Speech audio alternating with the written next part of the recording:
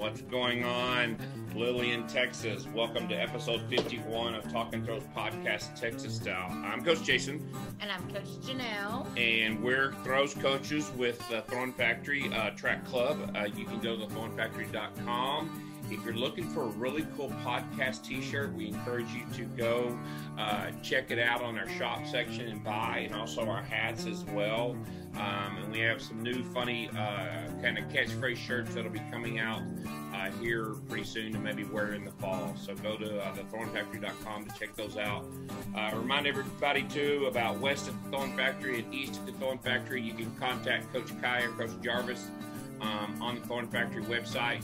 If you're looking for lessons, javelin, hammer, shot, or disc, or anything in between. And we even do online as well, and that can be FaceTime or shoot us a video and we can do an assessment and send it back to you. So whatever that thrower needs, we can be sure to address it. We want to thank our Season 4 sponsors. We want to thank Texas Track and Field Coaches Association. You can go to ttfca.org for the latest news in Texas Track and Field. I'm looking at the site right now. There's already meets posted in December 2021. Fast Track Youth High School Masters Open will be at the University of Houston December 3rd and 4th. There's also January the 8th. There's a Fast Track Collegiate Open Invitational also at Houston. And then there's meets already starting to form in February. And then you have the ones in March. Remind everybody that Texas Relays is going to be March 23rd through 26th. And then our area meets and district meets will get into starting for our schools in April, and then the state meet will be in May. Okay. Also, portacircle.com, making throwing more accessible. Go to Porta-Circle, use the code TalkingThrows10. You can put that Porta Circle anywhere to get any type of reps and extra training that you need, whether it's a gym, on a backyard, on a concrete slab, in a hotel, in an airport. Go to Porta-Circle, use Talking Throws 10 to get 10% off. All right, our favorite athletic development out of the Austin area, Ready Up Athletic Development, ran by Zach Phillips at 512-507-8347. You can follow Zach on Instagram and Facebook, or you can go to his website, readyupad.com. We love Zach. We appreciate his support. Then finally, our new sponsor for Season 4, Fiber Sports Discus, ran by Bruce Caldwell. You can contact Bruce at 817-819-1472, 817-819-1472, or you can go now to his website at fibersportdiscus.com, and it's just not about the rim weight anymore. It's about the flight of that new disc, so be sure to go check it out. On this episode, guys, we're going to change it up a little bit different. We're pretty excited about this episode. It's not going to be a coach that we're interviewing. It's not going to be a thrower that we're interviewing. We're actually going to be interviewing two throwing officials that have basically over 30-something years of experience in being officials in the throwing arena. And they've officialed national championships on the high school, summer track. So they bring a lot of experience to the throws, and we've talked with people, and sometimes there's a lot of questions about the rules and how this needs to be, and each meet you go to every week might be a little bit different, and it might be ran by a high school coach who's not updated on the rules. So kind of we wanted to put this podcast together to maybe clear some confusion up on what the rules are and how the shot and the disc needs to be ran appropriately, or maybe even the hammer as well. So I hope y'all really listen to this podcast, and hopefully you get some good information out of it. The two gentlemen that we're going to have on is Mickey Gerloff and Michael Sementelli. Mickey has a Master Throws official. He's umpired at the state meet for 25 years. He became official in 1998. He's worked the Texas Relays for 25 years. And then most recently, he was a Colin Vander Order Field Official of the Year. And he's worked two Division I National Outdoor Championships. Michael has, in the private sector, over 37 years at IBM. He was a thrower in high school as well. He started summer track club, and he's been a certified official for 9 years. So we're going to get a lot of insight from Michael and Mickey, and hope y'all get some benefit from it. So let's get into episode 51. You know, as officials, we got a kind of an unwritten motto that the focus should always be on the athlete. You know, officials should be almost like invisible into the background. So, okay. We are so glad to have you guys on. So, Mickey, tell us a little bit about what your background is. Just, you know, background in high school or anything with sports, or kind of how you got to where you're at today. Well, I grew up in a little small town, Aspermont, Texas, out in West Texas. It was a Class A school where everybody did everything. Okay. And in track, I wasn't a thrower in track. I mean, I threw the shot disc because you had tried everything, but I wound up being a long jumper and a relay person. But I went to school at UTA. I started out in accounting, but after a year, I said, I can't do this. And so I got back towards the athletic side. And when I graduated with a degree in PE and health, I was like every other graduate with a health and PE degree. I thought, okay, someday I'm going to win the Super Bowl or be in the Final Four, you know, in basketball or football. I started out in junior high. There was only 3 of us at Crowley. And the older coach, because he was older, was the head football. The basketball coach got to be basketball coach because he played in college. So I got track. And I coached track for about 4 years in junior high. And then one day, our athletic director came up to me. He was a real straightforward, blunt type of person. He said, I need a high school track coach. Do you want the job? And I said, well, I need to think about it, talk to my wife. He said, you got 5 minutes. Do you want the job? So I became a high school track coach, and that's how I got involved in track. You know, I loved it ever since. That's when awesome. When I took over, the year before there were only 5 people on the Crowley High School track team, five guys, and I built it up to where we were taking 10 or 12 to regional every year, and 1 or 2 to state every year. Oh wow. What classification at this time was Crowley High? Were they 3A, 4A? Well, I think it's so long ago, it was 75 when I started. I think they were 3A, and then we went to 4A. Okay, 3A, 4A. All right. Yeah. I'm just curious, did you have a throws coach back then? Yes, I wasn't actually the throws coach. I always assigned it. You know, you'd get assistants from football to help you out, and I always assigned it to one of the line. It was always usually a line coach, you know. Usually a line coach. So that's never changed. Yes. I'm curious. Did you ever while you were the head track coach? Did you ever put on a meet? Did you run a local meet there for your area track teams? Every year we put on an invitational. Every year. And did you really? That's quite a job. Yes. Yes. Because you got to get in the volunteers. Yes, volunteers. That's interesting. Okay, so you ran. Okay, awesome. All right, great. All right, Michael, same question for you. All right. Well, I'm the opposite end of the world. I grew up in Erie, Pennsylvania. Okay. And spent the first 27 years of my life up there. And I knew when I was about 9 years old, I was going to get out of this snowy weather on these Great Lakes when I was older. It took me a while to do it, but I did get out of there. I was a football player predominantly. At that time in the early 70s, guys my size could still play football. And so I played and did fairly well in football. I wrestled. And then in the springtime, I was always playing golf. I've been a competitive golfer most of my life. Okay. I still play, not so much competitive anymore, but what happened up there is the weather was so bad every year. We'd be playing golf tournaments in April and May, and there would still be snow on the ground. There'd still be ice on the lake, and many of our meets it rained. We couldn't get them in, so they switched golf to a fall sport in my my junior season. And so I was playing football, so that put golf on the shelf. So football coach said, you need to go do track. You need to do something in there. And I said, look, after football and wrestling, I don't want to run. I don't want to run anymore. I mean, you know, we got summer workouts. And so he said, fine, go throw something. So that's what I did. So I got on the track team and I threw shot put and discus and we threw javelin in Pennsylvania too. Oh, wow. Okay. The real javelins. I wasn't very good at the javelin. I was pretty good in the discus and okay in the shot.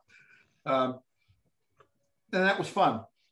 And then in college, I went to the Naval Academy for a year and I played football there. Oh, wow. And then decided, you know, as much as it was a great place to be, it wasn't my future. So I transferred to the University of Pittsburgh. And that's when you're too small to play football at the University of Pittsburgh. Those were the years Tony Dorsett was there. Oh, wow. And won the national championship. And so I just became a college student and had a great time with that. But I continued to play golf and stayed involved heavily in sports, played a lot of racquetball, stuff like that in my years and moved on. I got into track really through my kids. Years and years went by. I moved to Dallas, and with my career, I worked for IBM for 37 years and retired several years ago. But prior to that, when I was working, my kids were they were in the parochial league here in Dallas. Mm-hmm. And my one son in 5th grade said, I think I'm going to do track. And so he did and went out for it. And it was fun. He had a great time. And his little brother, who was 3 years younger than him, might have been about 8 years old then or that, was always very athletic, said, I'd like to do that too. So we got him involved in the TAF program here out of Capel High School. And the first meet I took him to, he won every event he tried. He never knew what the hell he was doing, but he won everything. And that started a many-year journey for me and him and my wife in track. He did very, very well through all the USA youth programs, was a decathlete, was a multis kid, grew up through the multis, went to Jesuit high school, was a good hurdler, and just did really, really well in that space.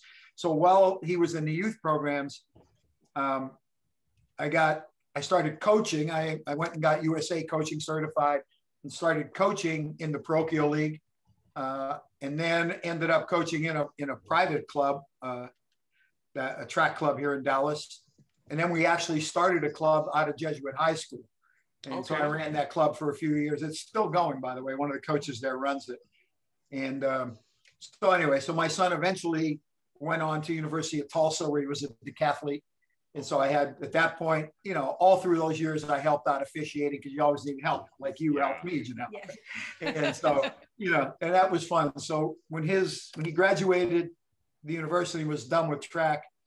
I tried to I want to go try coaching again. I said I want to go back to coaching, but my decision was I really enjoyed the officiating part of it and thought I could bring some help to it all the years as a parent and always saying never enough officials and maybe some things that I thought could be run differently and better and stuff, right? So I just thought maybe I'd use some of my management skills in that and went back into it and just fell in love with that. So I just jumped right into it. I retired after my son graduated and just kind of went from 0 to 100 miles an hour in track. And I've been doing that ever since, okay? I'm curious real quick, what position did you play at football? When you were I played linebacker and running back. We used to play two ways back in those days, if you remember. I pretty much played fullback and linebacker. Really? Yeah. Okay, good, good. At Navy, I was playing linebacker for a year. Wow. Okay, so both of you's always kind of had that competitive background. Was that something that was instilled, you know, from your parents? That kind of that competitiveness for both of you? I'm just curious. I mean, I'll go. My dad played football in high school, but he wasn't an overly competitive guy. Okay. I'm not sure where that really came from with me. I mean, I had an uncle that had played football, was a really good football player, but I don't know. I just was competitive by nature, but my dad was a very low key kind of guy. Gotcha. So I think it was just innate in me somehow. Wasn't that? Mickey, go ahead. Yeah. Mickey, what about you? Well, my dad left us when I was 6 years old. So I guess you could say that toughened me up and made me competitive because my mother had to really get toughened up to raise 3 kids on her own. And like I said, out there in West Texas, you don't have a dad, well, you have to make it on your own. Yeah, I understand. Curious. Great answers by both of you. So Mickey, I'll start the first question with you. You know, you were coaching at Crowley for all those years. You were head track coach. Kind of, what was the initial process for you to get into become an official? And how did that path start for you?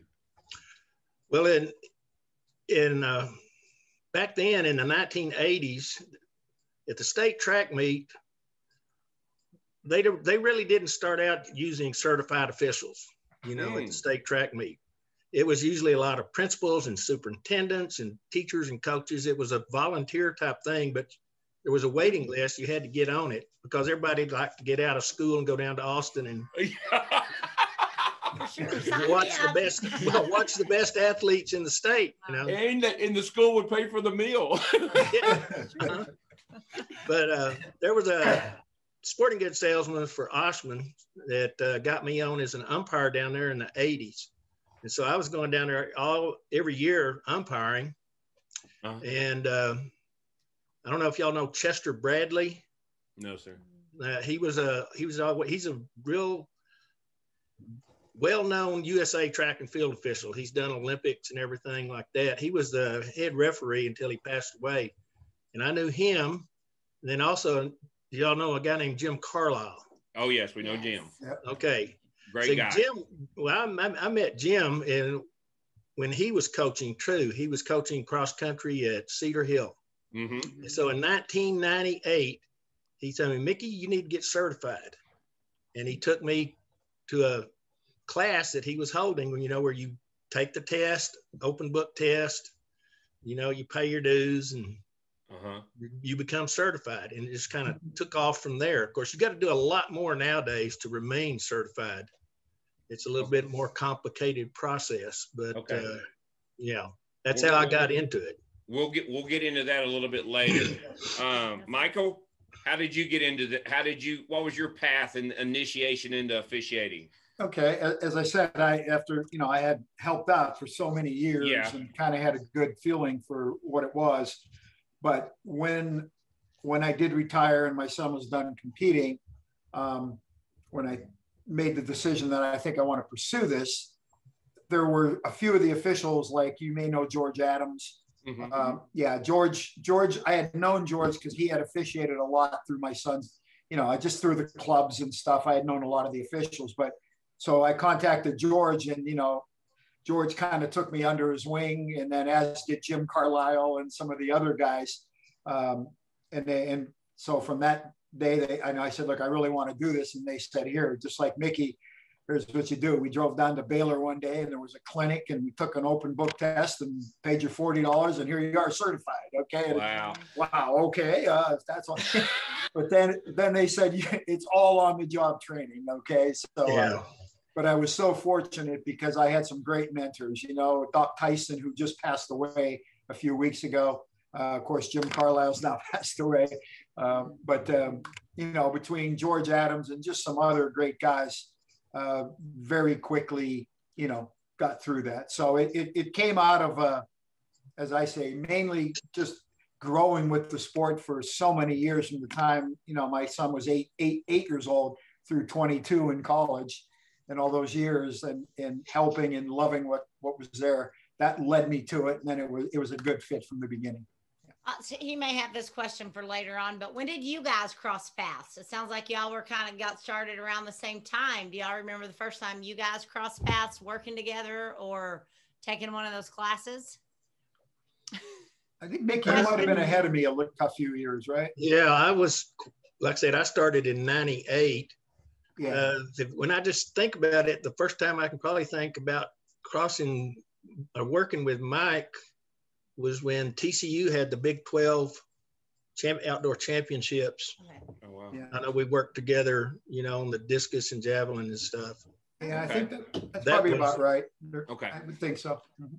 I'm kind of curious, you said on the job training.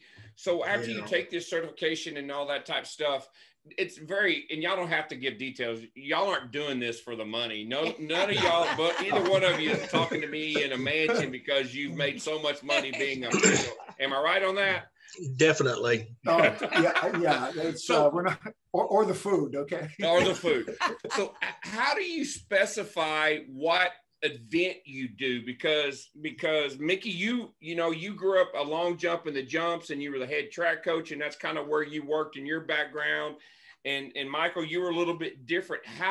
Why didn't y'all go to the pole vaults, or could y'all run those events? How do they separate between this group at this event and this group at this event? Well, when I first started officiating, I started out umpiring like I had at the state meet. Mm-hmm. But when you would get an invite from, say, Baylor or TCU or somebody, and they said, what event do you want to do? And early on, I'd say, I'll umpire, I'll do anything, Okay. And so like Jim Carlisle, he tried to push me towards the throws, Okay. But I would just get assigned to do the hammer, the shot put, the discus or something at Baylor. And as I worked my way to becoming something more than just somebody out there retrieving or marking, I really got to where I liked it. As a matter of fact, the on-the-job training part, I did a lot of meets at Baylor. Uh-huh. And then one year, the first year, the Big 12 had the outdoor championships at Baylor at the old stadium out there, by the railroad tracks, by the old Floyd Casey Stadium. And Tom Hill was in charge of the officials out there. And I had worked some meets for him. And I got picked to do the Big 12. That was my first big conference meet. Boy, okay. I was excited. I'm going to get to do the Big 12 championship. Mm-hmm. So I go there that morning and go in and check in and get my credentials and all that. And I said, well, who's the head shot put coach? And they said, well, you are.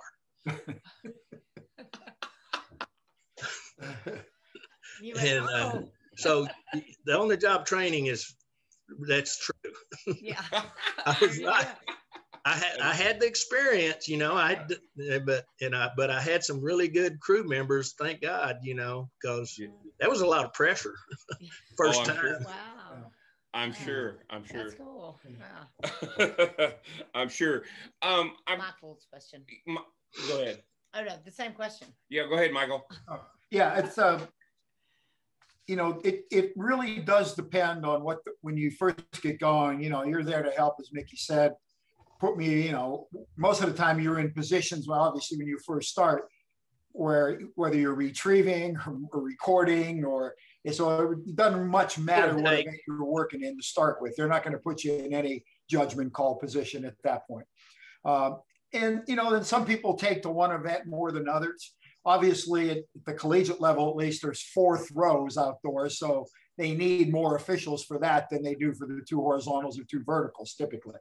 So there's a lot of need there for that. But coming with my son being a decathlete, and I helped pretty much with every event, right? I had a little bit of knowledge to be dangerous in pole vaults and horizontals and throws, and so it became one of somebody, you get a meet and somebody you're working with says, well, oh yeah, you can help me over here. You can help me over here. And so I don't know where Chris Marsalis, I don't know whether to thank him or curse him, but he got me into pole vaults down at A&M. Yes. And one of the crazy guys, I actually really, really love doing pole vaults, and I do a lot of them. But it's funny, you go to certain schools, and I only do throws. At Baylor, I've only done throws. At Oklahoma, until last year, I only did throws.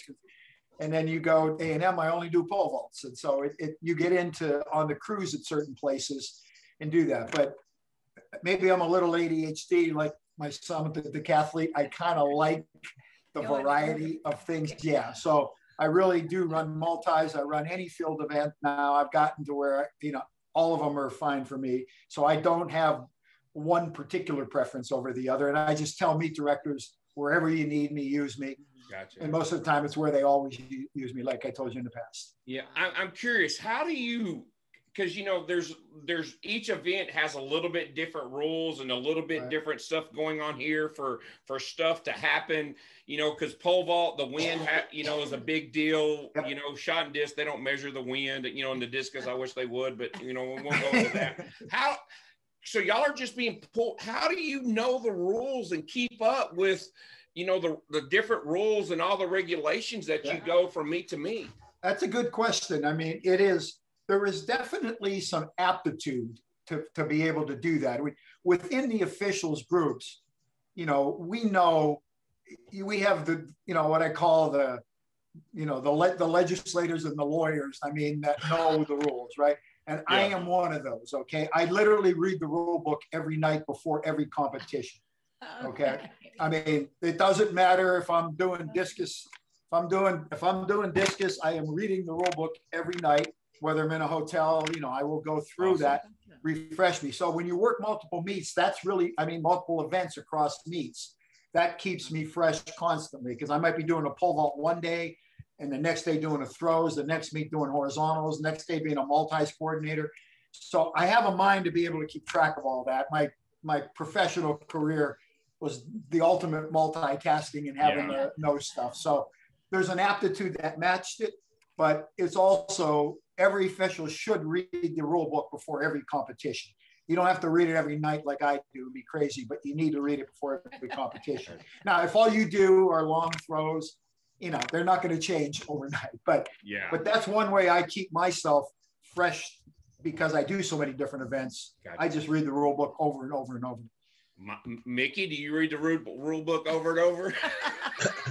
I pretty much the same as Mike. I get a new rule book every year. First thing I do is go through there and highlight everything that I know I'm going to need to remember, especially in the throws. Okay. I'd go over all the running events too, because I still do a lot of umpiring.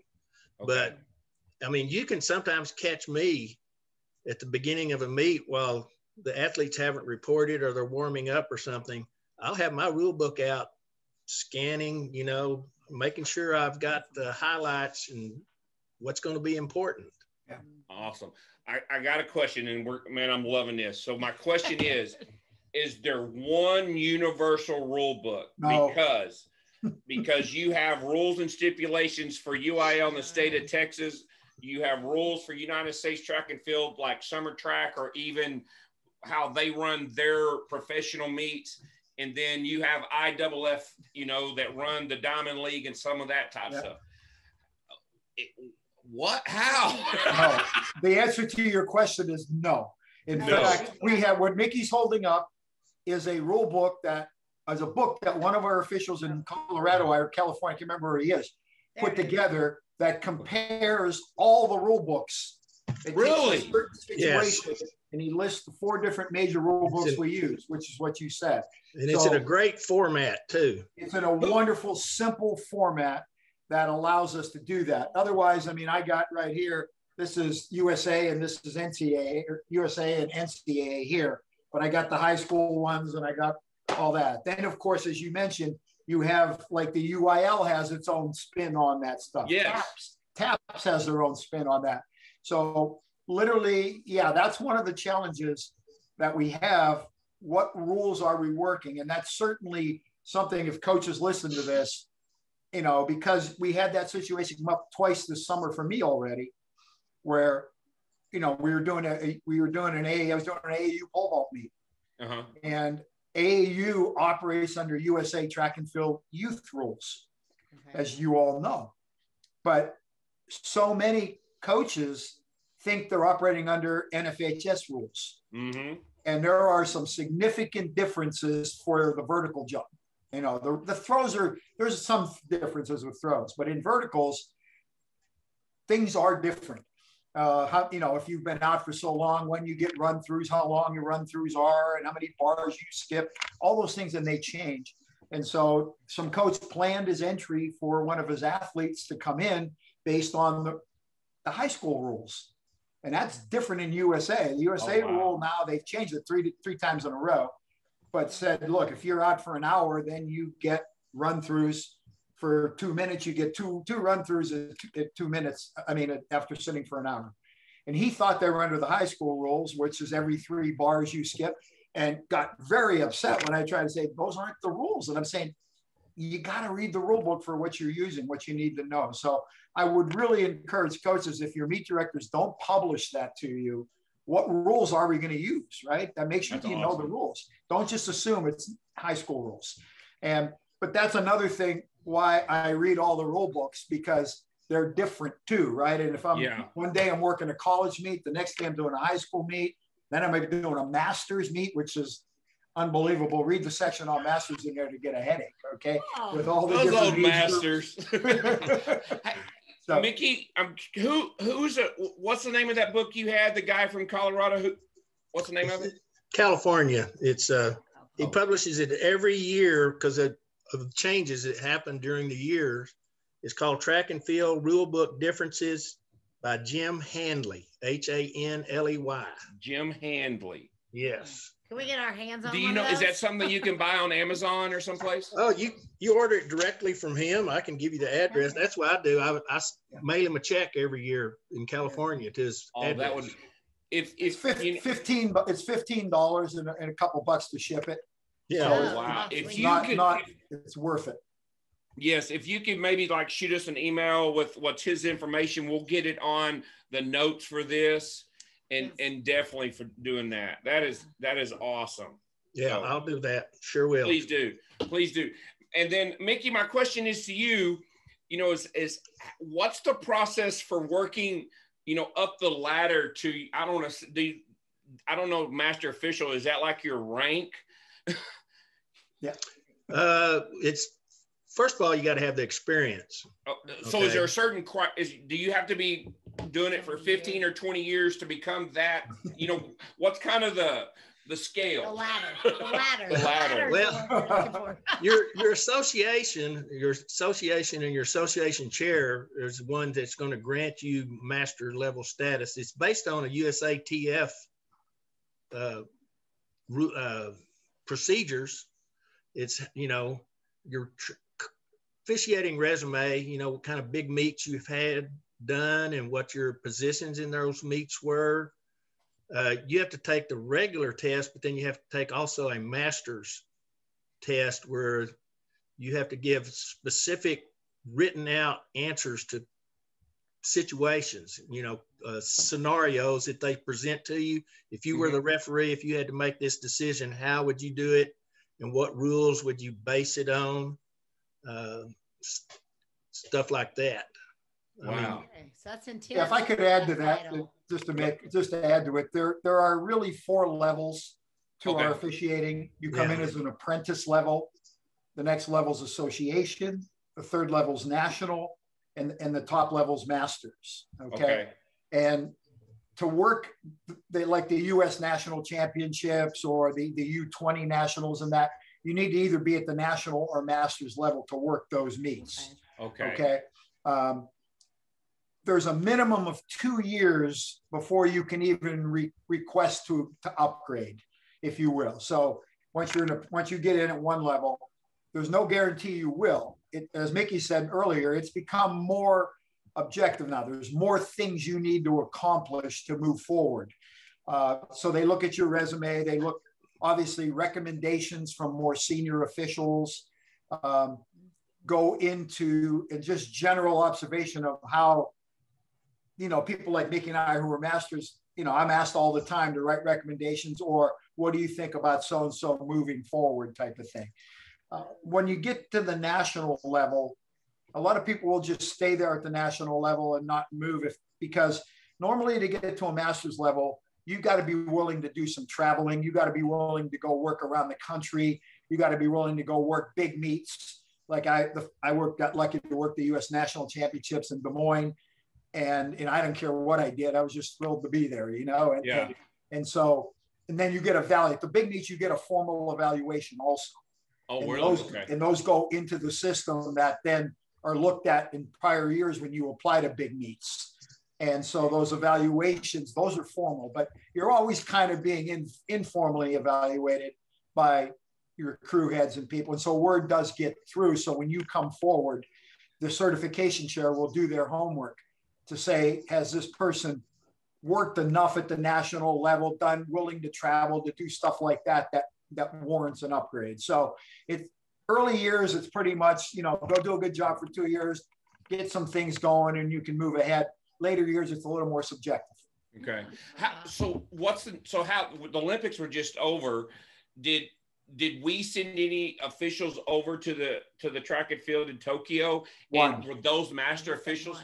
One. COVID had a lot to do with that, but one. There was an international technical official named Dave. I can't remember his last name, but he is the guy that's out making sure every measurement out there, like the slopes of the fields are exact, that kind of stuff. Yes. He's a technical official. I've worked with him at national meets here, and he's outstanding. I mean, you can make sure that any records are broken, they count. Okay. And I'm curious. So the meet was in Tokyo, in Japan. Are there rules like on a local or national level the same of kind of what we have here in the U.S.? Do y'all know that? I don't know, Mickey. Do you know? I think most of the USATF rules, they try to make those the same as what they call world athletics. There could be some differences. This book has a column next to USATF called World Athletics. I think they're asking about I thought maybe you were asking about, are there officials? Is that what you were asking? Well, both. Yeah. Okay, I'm sorry. The rules, but also, just sharing the officials and all that type stuff. Because perfect example is, and we're going to get into this, is at qualifying, Tom Walsh had 2 scratches, in the qualifying, and he protested and stuff. And supposedly the rumor was the referee didn't really know the rules, like what Tom and the people interpret them here in the U.S. And he protested, and then the head official said it was okay, and he got through. And just there was a different interpretation of what Tom was familiar with the rules of how that was, and that's the reason I asked. Okay. So yeah, World Athletics used to be IAAF, as you mentioned earlier. Yeah. World Athletics has their own rule book, and USA tries to stay in sync with that rule book, but sometimes there's periods of delays, like when the clock went from 1 minute to 30 seconds. Yeah. And then it went back to 1 minute, but it's still 30 seconds in NCAA. That, there was periods of time when the different rule books were in place and stuff. So they try to stay as much in sync as possible with the rules. The format of some of the international meets are different. The qualifying, rounds before you get to the finals, things like that. They'll do things like reorder throws in some places after like the 5th throw and that kind of stuff. But I don't, as far as the officiating, is it parallel to ours? I really don't know that. I've not worked internationally yet. I don't. Okay. No, go ahead. Mickey, have you worked any international meets or anything? No. Okay. No, the highest I've ever gotten is just NCAA D1 nationals. Do you ever have asked, because, I think the Olympics are going to be coming to LA here pretty soon. Do y'all have aspirations of maybe doing that? Well, to apply for the Olympic trials, you go through USATF, and I've always applied, but when you get that high, there's a little bit of politics, there's a little bit of who Okay. So, I've tried to get into the Olympic trials. Of course, you got to get that before you can go to the Olympics. Gotcha. Well, we know some people. We know some throwers. We're going to nominate y'all both to get in. We're going to pull some. Well, thank you, because I do have aspirations. We're going to make this the most popular podcast in the world. This episode right now, we're going to make sure y'all are on. I have a question, and this. So we talked about how you're not getting rich off this officiating. So do you guys have to pay your own costs, your own travel when you go to those big meets, or when you're that master's official? Does that come out of your pocket? Is there a stipend? Travel always comes out of your pocket. Okay. Some places, if it's an overnight thing, some places will put you up in a hotel, some won't. I wouldn't really call it pay. They call it stipends, Right. It really doesn't amount to enough, especially if you have to travel far, to even pay for your gas or meals that you buy. No. So At you the guys big really meets, do like this. at the big meets, yes, I mean, you whatever meet you're working, you find your own way there. Yeah. At the big meets, you'll always have a hotel. You know, you'll always have food. You know, a lot of times they'll give you clothing, you know, gear, bags, stuff like that. But you find a way there, and that's pretty much what it's at. I mean, I think maybe like if you're a referee at the national championships, there might be a bigger stipend that might help you with all that. But certainly for us, we make our way there. At weekend meets, like as Mickey said, it is summer, you know, some pay you some give you a nice stipend, other ones don't give you any. There's no consistency. It's something that's always talked about, because what's starting to happen is, you know, we saw schools like TCU and Baylor and everybody that wanted to run meets, you know, to entice officials to come work their meets instead of just working at the bigger universities. Mm-hmm. So they began offering more to us to come and help. Now, believe me, we don't make any money on this. Okay, yeah. If we break even, I am as happy as can be, because this is really a labor of love. That'd be nice.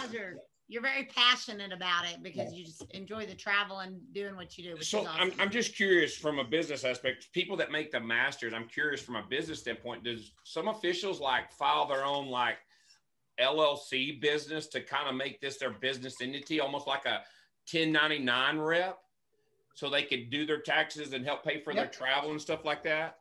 Well, like Mike said, the referees and starters get paid well. Okay. You know, and if you're the head of an event, you might get a little bit more than just a crew member. Gotcha. Now, as far as the LLC, I have no idea. No, definitely. There may be some. I know a business expense, you know, with because it usually comes out as a loss, which helps me. Gotcha.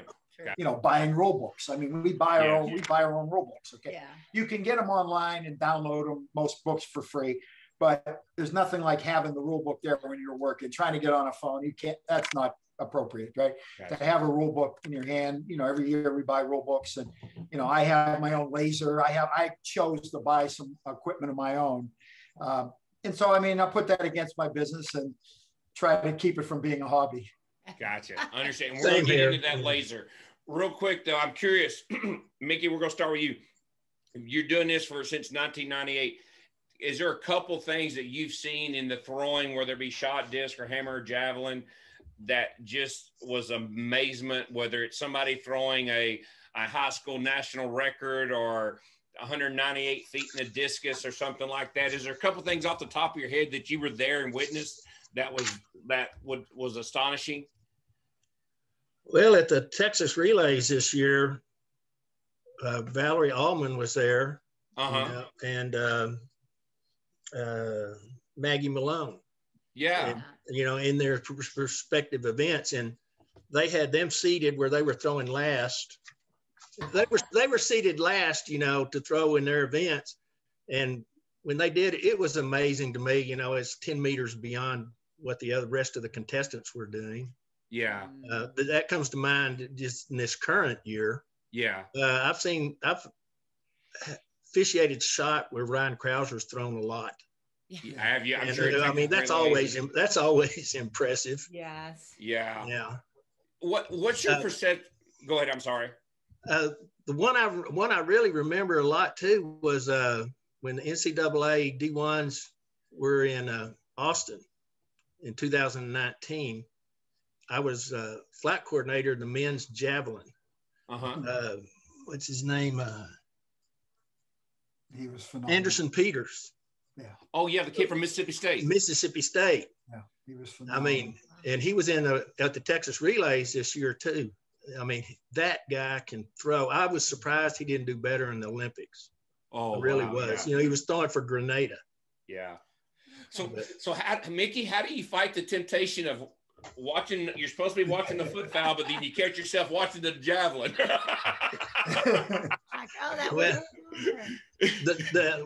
All those instances, I wasn't having to watch the ring or the line, you know, because when really takes your focus if you're doing the job right. Yeah, I'm sure it does. I'm sure it does. What about you, Michael? Is there any meets that stand out for you of significant performances? Oh yeah. In fact, the one Mickey talked about, I was there with him. I was actually running the laser. We were using the Leica that day, the tripod laser. So I was right off the runway. And I think that's the first time I ever saw somebody throw something over 80 meters, right? Watching the height and power that javelin, I was right behind him on the runway, and just watching that, how much higher and harder that looked like it was flying than anybody else. And I just remember the impression that made on me, going, that's how it's supposed to be done. Okay. Oh, wow. I was in Albuquerque, watching Krauser throw 22-meter plus shot puts, and seeing that huge man in that little ring flying around that ring with that, it just amazed me to watch him in that ring. And I was right next to him, and obviously he's there and I'm down here. So it was just really funny. I'm curious for both of you, because y'all see a different side of stuff. And you said earlier, the focus should be on the athlete, not the officials, which is great advice. But also y'all see a dynamic from the coaching to the athlete. In y'all's perspective of sitting there doing your job, not to be seen or heard, is there one thing that y'all have noticed over the years that really instills a successful thrower in the confidence in the coach and vice versa? Does that make sense? Most all coaches approach their athletes the same way is what I see. They're real hands-on. I can't really say there's a difference between one or the other. Yeah. I was scrolling through your episodes of your podcast, and I saw the ones on Dave Woolman. Yes, sir.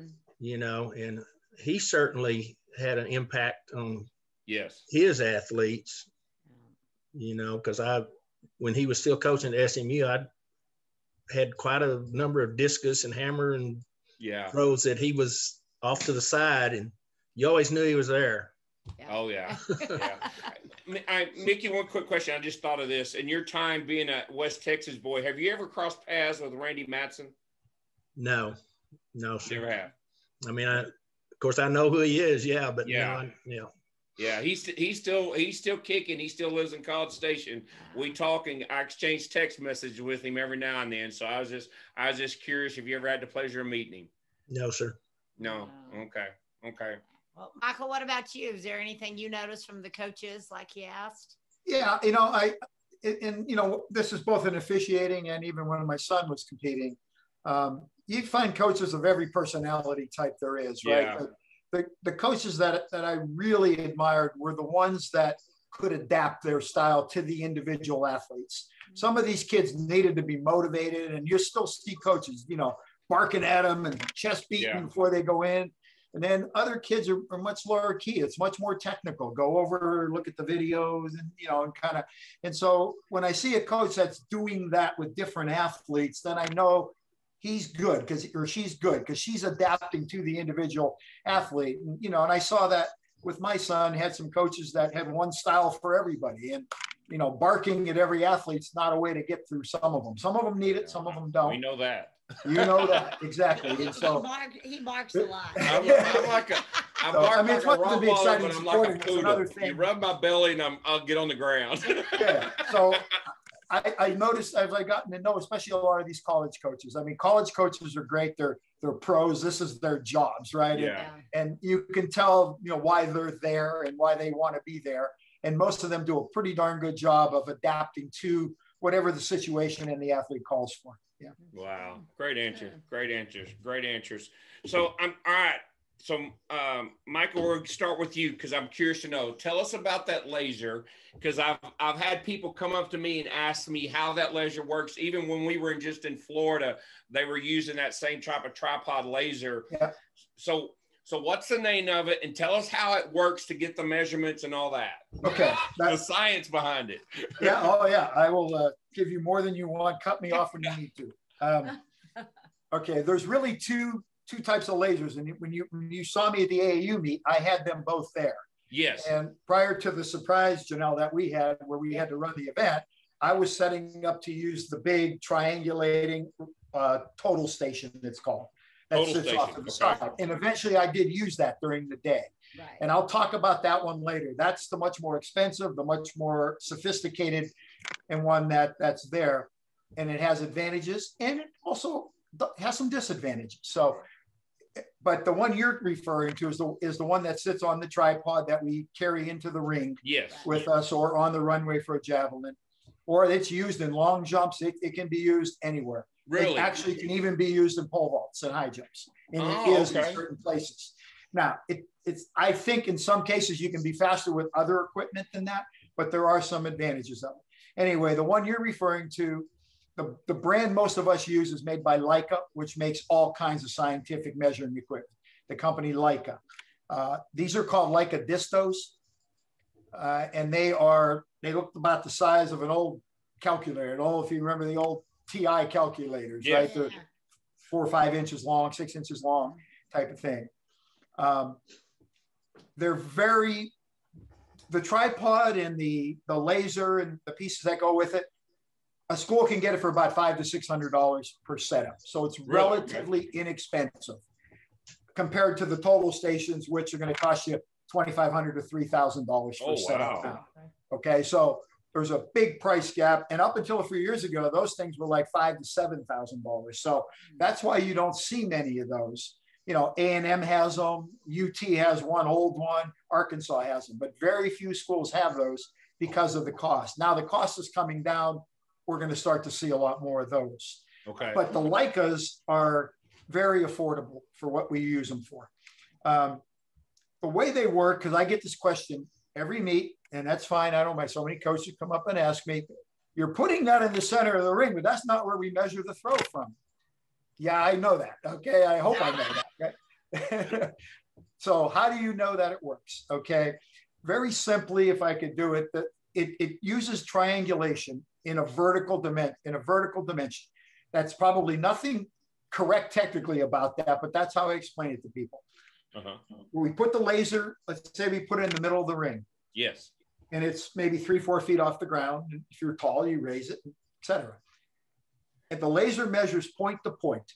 So it'll measure from where it's up here down to, normally we put a reflector down at the ground, and I'll talk about that more. That's where you really want it. Yeah. So the laser's measuring down. So think of 3 sides of a triangle. You have from up to the laser, down to the reflector, across the ground, back to where the laser is, and then straight up to the laser. Okay. The laser knows, it has like a little gyro in there and some technology. It knows the angle that it's pointing up or down at. So it can, when it measures that point to point, it can then calculate the side of the triangle of how high it is up in the air. So now it has 2 sides of the triangle. And then it just uses all that great math we learned in geometry and trigonometry, the law of cosines, the Pythagorean theorem, and it calculates the distance on the ground. Okay. Yeah. So that's how it gets the distance, because we wouldn't want to measure, we wouldn't want to record the measurement from the laser down, right? That's the long side, the triangle.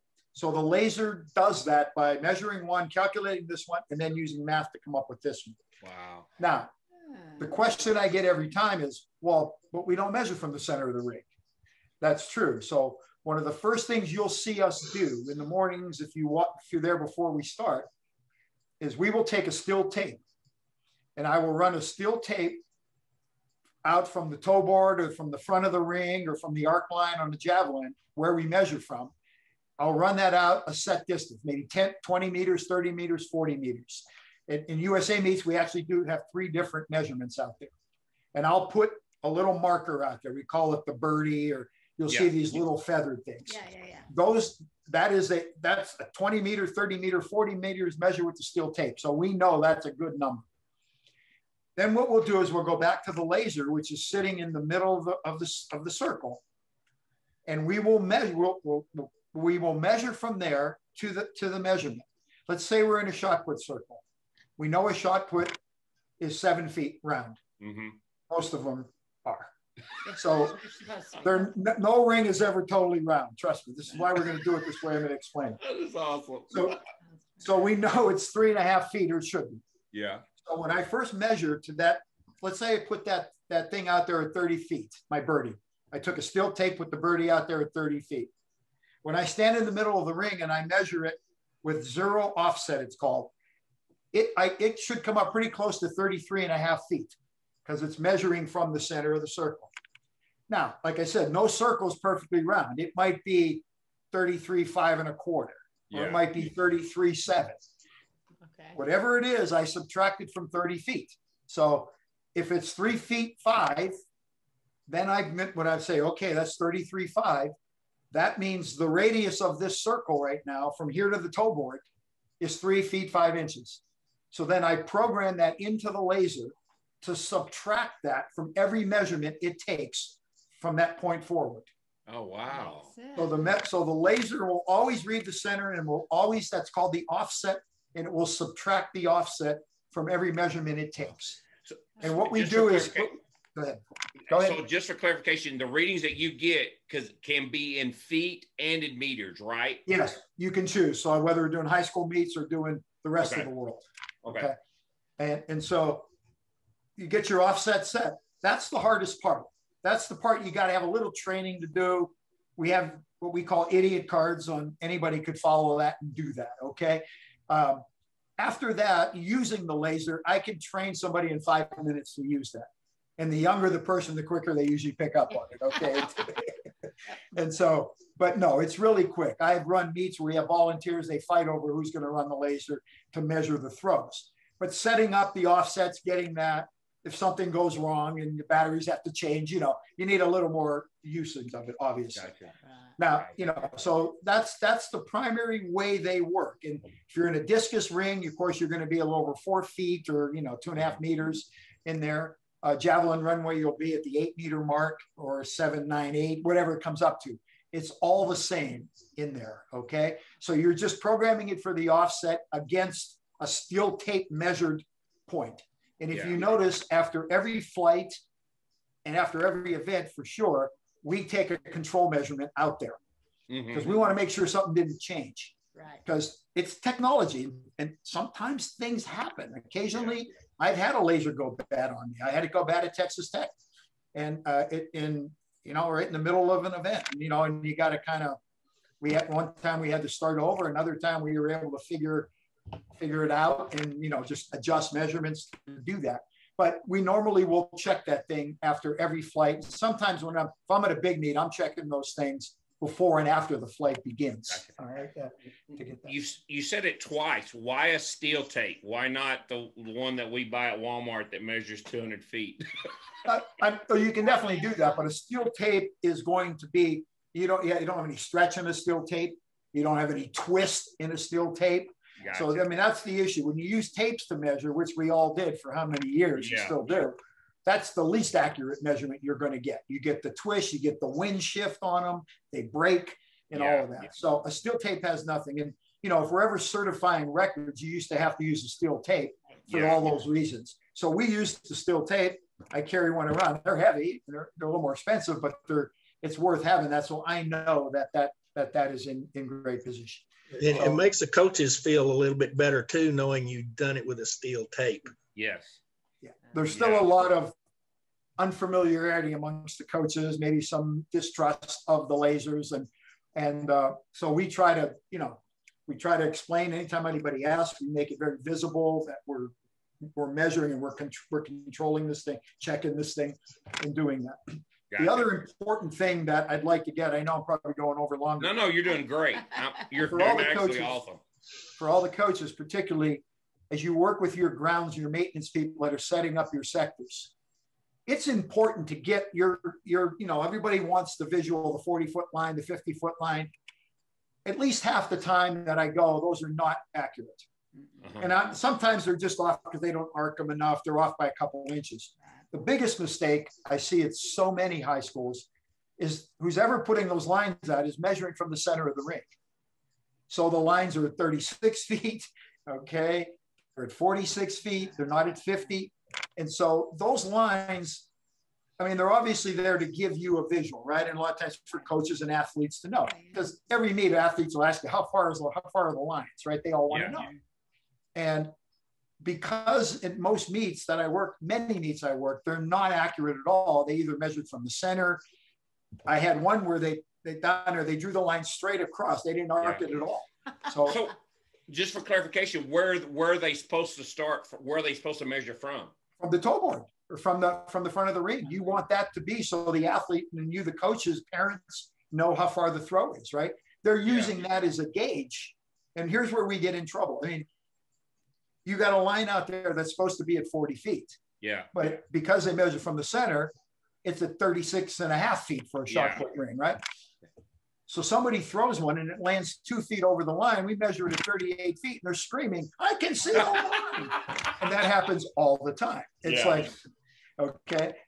And you get that. He's over the line. How can it be? That laser is all screwed up. You don't know. That laser is wrong. The line is wrong. Yeah. So what I do is when that happens, I literally tell every athlete what's going on. The lines are short. You know, if you see him as reference, that's there. And if I can, I did it if you were at the TAPS meet, you may not have been on the TAPS meet. I go to all the coaches and all the parents beforehand and tell them the lines are short. They're short by this much. So if you're over the line, you know, so just to understand, because you're using that, you know, you're all using it to see your athletes throw. But let me tell you the more important reason for those lines. They're for us, because we use those to validate that we're not getting a bad measurement. So if I get a 40, that's why we call it out loud. If I get a 40, you know, if I get a 38-foot measurement, if I read 38 feet out and I know the lines are accurate, my officials that are marking in the field are going, something's wrong. We're past the 40-foot line. Yeah. Okay. So we're using that to make sure we're not getting a bad read for somehow. In the old days with tape, you know, officials would misread tapes all the time. Yeah. We all did that. But in a laser, unless you read the laser, you won't read the laser wrong, but the laser could be having a problem. And that's how I found out the problem I had at Texas Tech. I started getting readings that weren't in line with the known lines out there. Yeah. So I measure the lines when I work a meet before we start. So I know where those lines are. Do you do the width of the sector too? Because sometimes too, part of that scenario is the sector lines could be too wide. Yeah, and then way more common than flat 40 feet or 60 feet. Does that happen as well? Way more common than you think. That is a problem. All right, so explain what's the proper width for a shot put sector, and how do they start that and where? Okay, you start it in the center of the circle. That's where you get into the issue. That's what happens when the guys are laying out the lines. Yeah, that's one thing I would ask coaches, to make sure who's ever lining out your sectors understands, you know, that. And, you know, obviously in the rule book, to make sure you got the right angle, because we get many sectors that aren't the right angles. Yeah. It's really, I mean, I did one this year that had to be 60 degrees wide. I mean, I hadn't seen that one wide ever. Everybody was throwing nobody could have a sector foul on that. Like, you know, wow. It was like, wow. So why the upgrade to the total station, and how is that total station different than the laser that the distill laser? Yeah, the Lycodista. The Lycodista. Yeah, the big ones are called total stations. Okay. They're made by a number of different companies. They are, the beauty of these lasers is you don't have to go in and out of the ring. The Lycodistos can do that triangulation in what I call the vertical. These will triangulate both vertically and horizontally. So what you'll see, if you remember at AAU, I was set off maybe 10 meters to the right there so I could get around the cage and have a clear view with that laser. I never have to move. And the way those work, everything I told you about the vertical triangulation holds, but they also do the horizontal triangulation. So what happens is when we first set them up is you get there, you get it set up, and the first thing you do is, you know, it works in hand with the laptop that I'll explain to you in a second. You say, all right, I'm running a discus, and so it knows parameters for discus. But then it'll say, all right, somebody goes over and puts a reflector in the center of the ring. And it takes a measurement from the center of the ring, from where the laser is to the center of the ring. So now it's picking up that side of that triangle there. Then we do the same thing, putting the birdie out there, 30 meters, 40 meters. We then take a measurement to that, a known measurement. So now that laser has the measurement that distance. So then in the horizontal direction, it calculates the distance from the center of that ring out to there, just like the Leica did, only it's doing it in 2 dimensions now.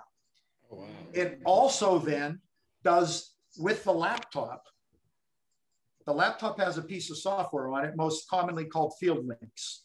And in that field links, they work hand in hand, depending, you tell it what event you're running, a discus, and it'll have a default for the radius. Remember the radius of the circle we talked about, or let's say shot put, 3.5 feet. But you can also, because none of them are the same size, we'll take a test measurement. And if that test measurement comes back like 30 meters, 0.01, we can then go in and adjust the offset manually that's in there. So that what's happening, the same thing the Leica is doing, subtracting that offset, the laptop will subtract the offset from the dual triangulated measurement that the laser is calculating for you. The beauty of that laser is, one, you don't move it. So for any cage throw, it speeds you up tremendously, especially when you have the big hammer cages. Yeah. So when I'm a Leica, unless you have a side door or a back door, I'm running around the cage. And normally we have it that when the athlete leaves, you leave, I'll walk in. And then as I'm leaving, the next athlete walks in. We try to get it so we don't waste a lot of time.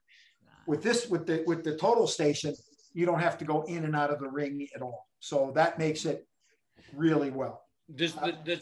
I'm just curious, does it have the capability to kind of see exit velocity coming out of the hand of a discus thrower, or also the height? Is it possible for this technology to get those 2 readings?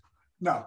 Okay. It's not. It's not like a TrackMaster or something like, it's not one of those. This thing is, this is a surveyor's laser.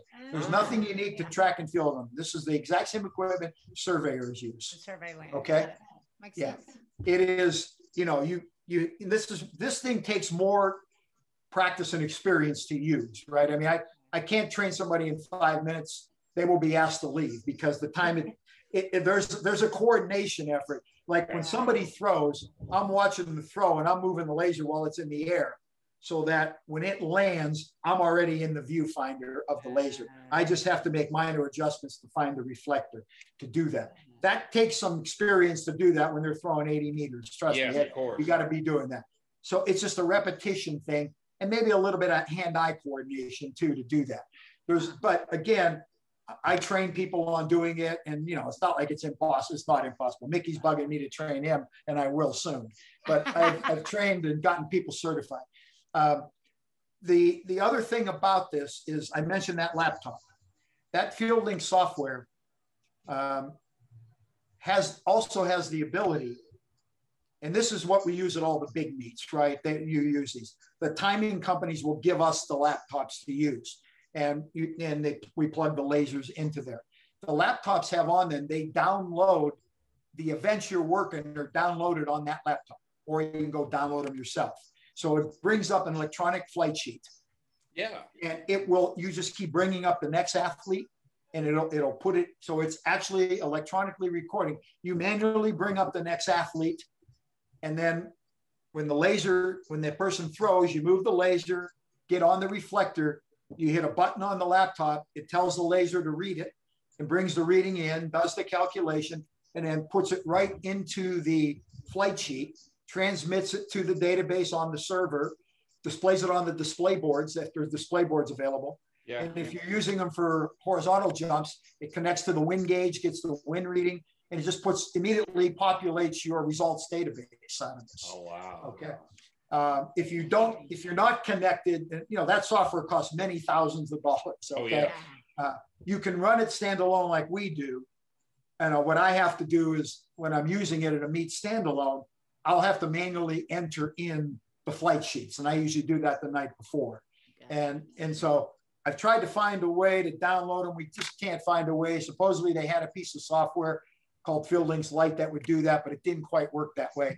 And that's okay. It still gives you all the advantages of having an electronic flight sheet or electronic recording sheet that the officials who are manually recording, we then compare to what's in there to make sure everybody's got the right numbers, right? So, now, what type is? There's different brands of the total station, and where did you get yours from?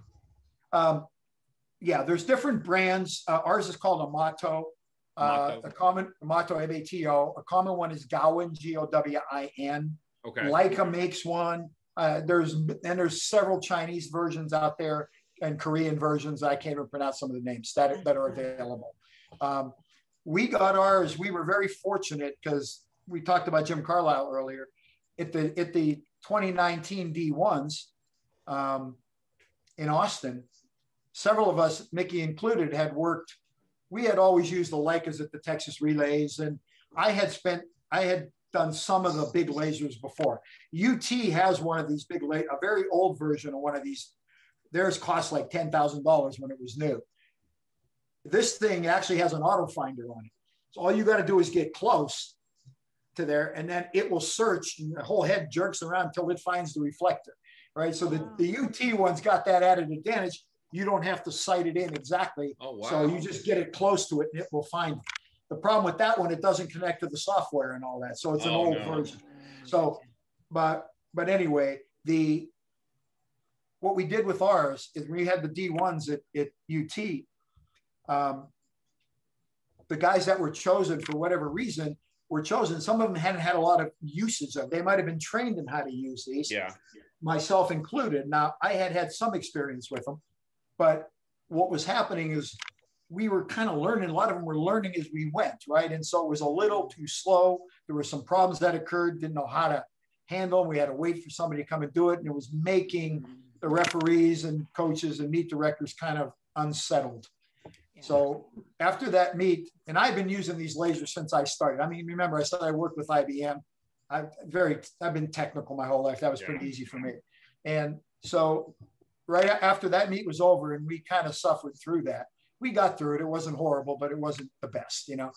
Carlisle came up to me and said, Michael, we're going to fix this problem. And so I said, Jimmy, we got to get our hands on one of these lasers. You know, I mean, we just have to. We got to find some money to buy one of these because only a few schools have these. Yeah. So very few of us are going to get to work these enough to become, remember I said, you got to use them. We had a very generous master's athlete donate the money for us to buy this. Oh, awesome. And it was wonderful. And we kicked in to found some money ourselves and bought the tripod, bought some of the other stuff. Awesome. And so through that, then we've been getting to use it. I have used that thing last year. I used it at high school dual meets even before the season started. Yeah. Because it was the perfect place to train people. Right. And so we've been doing it at North Texas, at UTA, at their practices. And I'd even offer to you some days when you were having practices. Oh, if you'd let us come out, we'd bring it out. You do it. I train officials. I'll train you guys. I don't care. And it's funny that you said that because I had a conversation with Jim about him coming out and running that. And when he was talking to me about this, I'm not sharpest tool in the toolbox. And I was like, okay, Jim, in the shed. I was like, okay, Jim, okay, y'all can come on out. And I was thinking, I don't have a clue what you're talking about. Yeah. I think Chris told me you were going to be at the Golden Games, or were you going to be at the one in the Masters? Or the September 25th one, yeah. We're most likely will be. She might be. I'm not. Okay, because he had said that. He had said something about you wanting to learn the Leica. I don't know what he's talking about. Talked about Michael, you just threw me underneath the bus. You hadn't told her that yet. Oh, I'm sorry. No, that's he had said something about you might want to learn the Leica. That's why I was saying that absolutely would be great to do that. And hey, quick question though, on the reflector, because I've seen them in all different sizes. Is there standard size? Is there bigger, better? What's the opinion on the reflector? Good point. On the Leica Distos, those are homemade jobs. I mean, I bought some sheet metal, I kind of rounded the corners of it. I took it to a auto body guy who spot welded them for me. Some guys make them. Those really don't matter. I mean, okay. the bigger they are, the better they are to a degree. Okay. I mentioned earlier, you want the reflector at the bottom. Sometimes you see people up have them high. And the reason you want to do that, because if you lean forward and you rock back and forth, it might move a half an inch at the bottom, but it could be moving 6-8 inches at the top. So, because you really want to get that thing perfectly straight up and down and perfectly parallel, to the laser beam coming at it. So if you're measuring something out there and you've got a reflector and you got it cockeyed like this, if I hit this side of the reflector, it's going to measure shorter than it is if I hit this side of the reflector. So the bigger the reflector, you got to be careful, but you want them big enough so you can pick them up pretty quickly through the Leicas, right? The Leicas have cameras on them. So that's how we pick them up. There is a camera that has 3 powers on it. So when we measure a throw, we go out and set the Leica down. I'm looking down, I'm looking at a camera. And then I can just move the laser left, right, up and down, looking for that big reflector. Okay. And as long as that reflector is straight up and down and not leaning back or leaning forward or leaning left or leaning right, I can hit anywhere on that reflector and the measurement will be accurate. Okay. Oh, okay. Ideally, you go to the middle just in case they are off a little bit, but it's generally it's millimeters off if they are at that point. Yeah. Now, if you were measuring some where the reflector's up at shoulder height, oh my God, you could be a foot off there if somebody's holding that slightly crooked. That's why we said go down to the bottom, the big foot. And like I said, that is nothing but a piece of sheet metal painted white.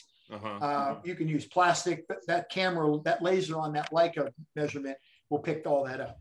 Okay. The total stations use prisms. They use much more expensive glass-based prisms, and there are standard sizes for those. There's a littler one that tends to get used like shot put and long jumps, short things where you're only 10 meters away versus where you're 80 meters away trying to measure. There's a little bigger one that's easier to see. But I do know when we did the D1s, and I even noticed at the Olympics this year, they were using the small ones, the 17. Actually, when we did the D1s, we used the little ones. And that's a little harder to pick up at 80 meters. Okay. I mean, that's why, again, you got to be experienced with doing that. Okay. To get that laser sighted. So the answer is yes and no. For the Leicas, really not. You just want to make them so they're not so heavy somebody gets tired holding them all day out there. But for the other ones are going to be dictated predominantly by whoever's providing the laser to you. And I like to use the bigger ones for the long throws and the shorter ones for the shorter events. Okay, cool. You got anything? No, that was a lot. I told you to give you way more than you'd ever want to know. Well, Mickey is also. Mickey also has his own laser, and he's also a laser guy too. So okay. No, it's very interesting. Yeah, I'm a non-math person, so some of it was beyond over my head, but very interesting. For understand exactly how it works, because you have people going, "How in the world are they measuring?" They're on the side of the cage. They can't measure the accuracy. That's all that math we sat through, all that geometry, and all that. Mike, it's all used somewhere. She's good at holding the reflector and finding the spot. And she did a great job of that for me. That's all I needed to do. Welcome back, track people. This is Brandon, owner of fourthrows.com. We're a fast and growing track and field company that specializes in the throws. With our speed shipping, implement warranties, and rock bottom prices on javelins, discuses, shot puts, and hammers, call us up today to talk directly to one of the owners at fourthrows.com. All right. So here's the Q&A, the rules. Okay. So I'm gonna come at you from Texas High School, UIL, in United States Track and Field, and these are just some common misconceptions on rules. Some of them might be stupid, forgive me, but just kind of maybe clarify what the correction is, or maybe if that rule's changed in the since 1988. So Mickey, I'm gonna start with you, if you don't mind. So explain the rationale for the minute clock, for the timer, and when does it start and when does it finish? Well, the rationale is, I guess, so you don't get some hot dog that's going to draw it out forever, getting in the ring and completing his throw and stuff like that. And it starts when they're called up the second time. The flight coordinator is going to say, Johnny's up, Bill's on deck, Lonzo's in the hole, John, you're up. When he calls him up the second time, that's when the clock is supposed to start. And now they want you to give a visual signal, like you point to the ring, you have a cone that you actually physically pick up, you know, and then as long as they get that throw in, initiate. They have to initiate it within 1 minute, not complete it. Okay. And that's the confusion, I think, with some high school throws coaches that kind of interpret that rule. It has to be completed within that minute. So that great answer. So it just has to be initiated within that minute time. Yeah. Well, now if he initiates, but then he, what's the term? Aborts, you know, he's still on the clock. Okay. So, you know, he still has to, if he is aborting his first try, he's still on the clock. He's only, say, got 15 seconds left. He's still got to initiate within that last 15 seconds that he has left. Okay. Yeah, you need to initiate that results in a throw. Yeah, that'd be more a better way of putting it. That's the way I explain it to the athletes. You need to start initiating, and it results in a throw. If you initiate and stop, clock keeps running. You got to get back and you got to initiate again and throw. If you abort a second time and the clock runs out, you fouled.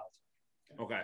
So, all right. So, is it legal to tape your fingers at the meets?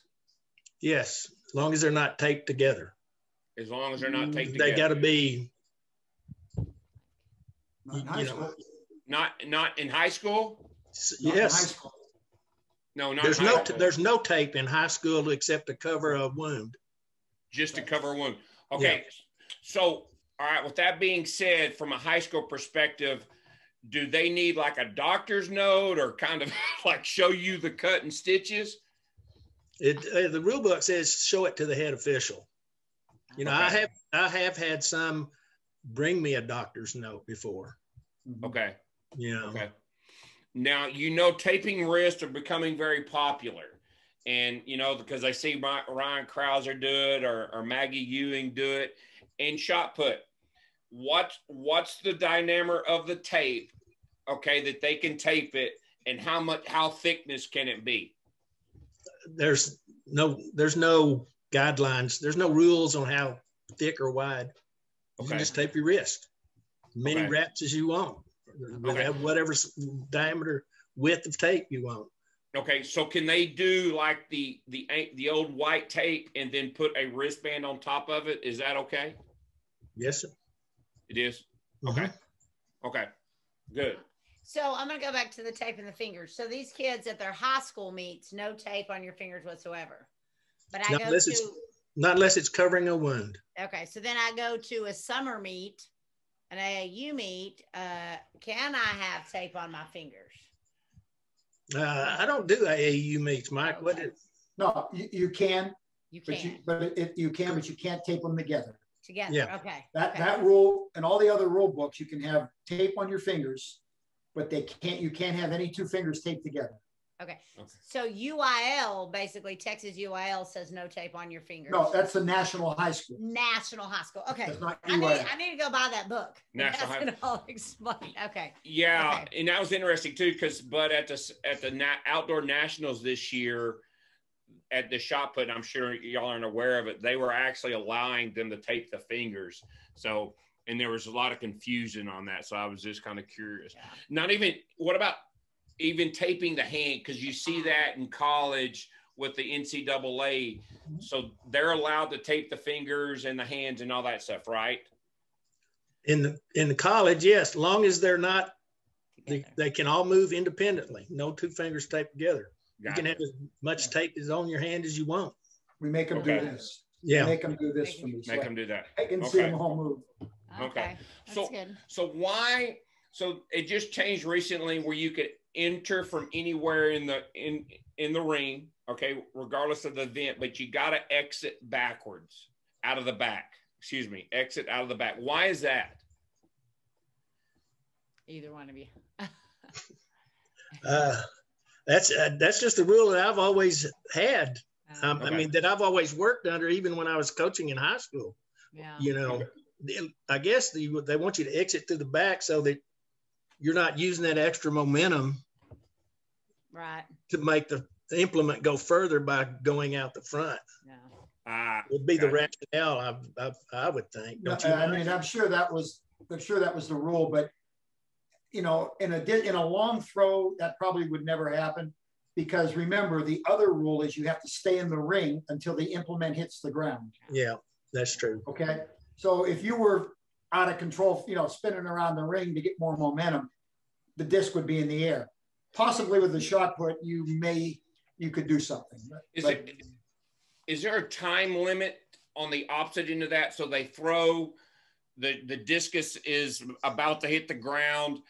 Does he have to stay in there for 5 seconds, 2 seconds, or until the official says mark and then exit out of the back? Or is that y'all kind of discretionary up to y'all?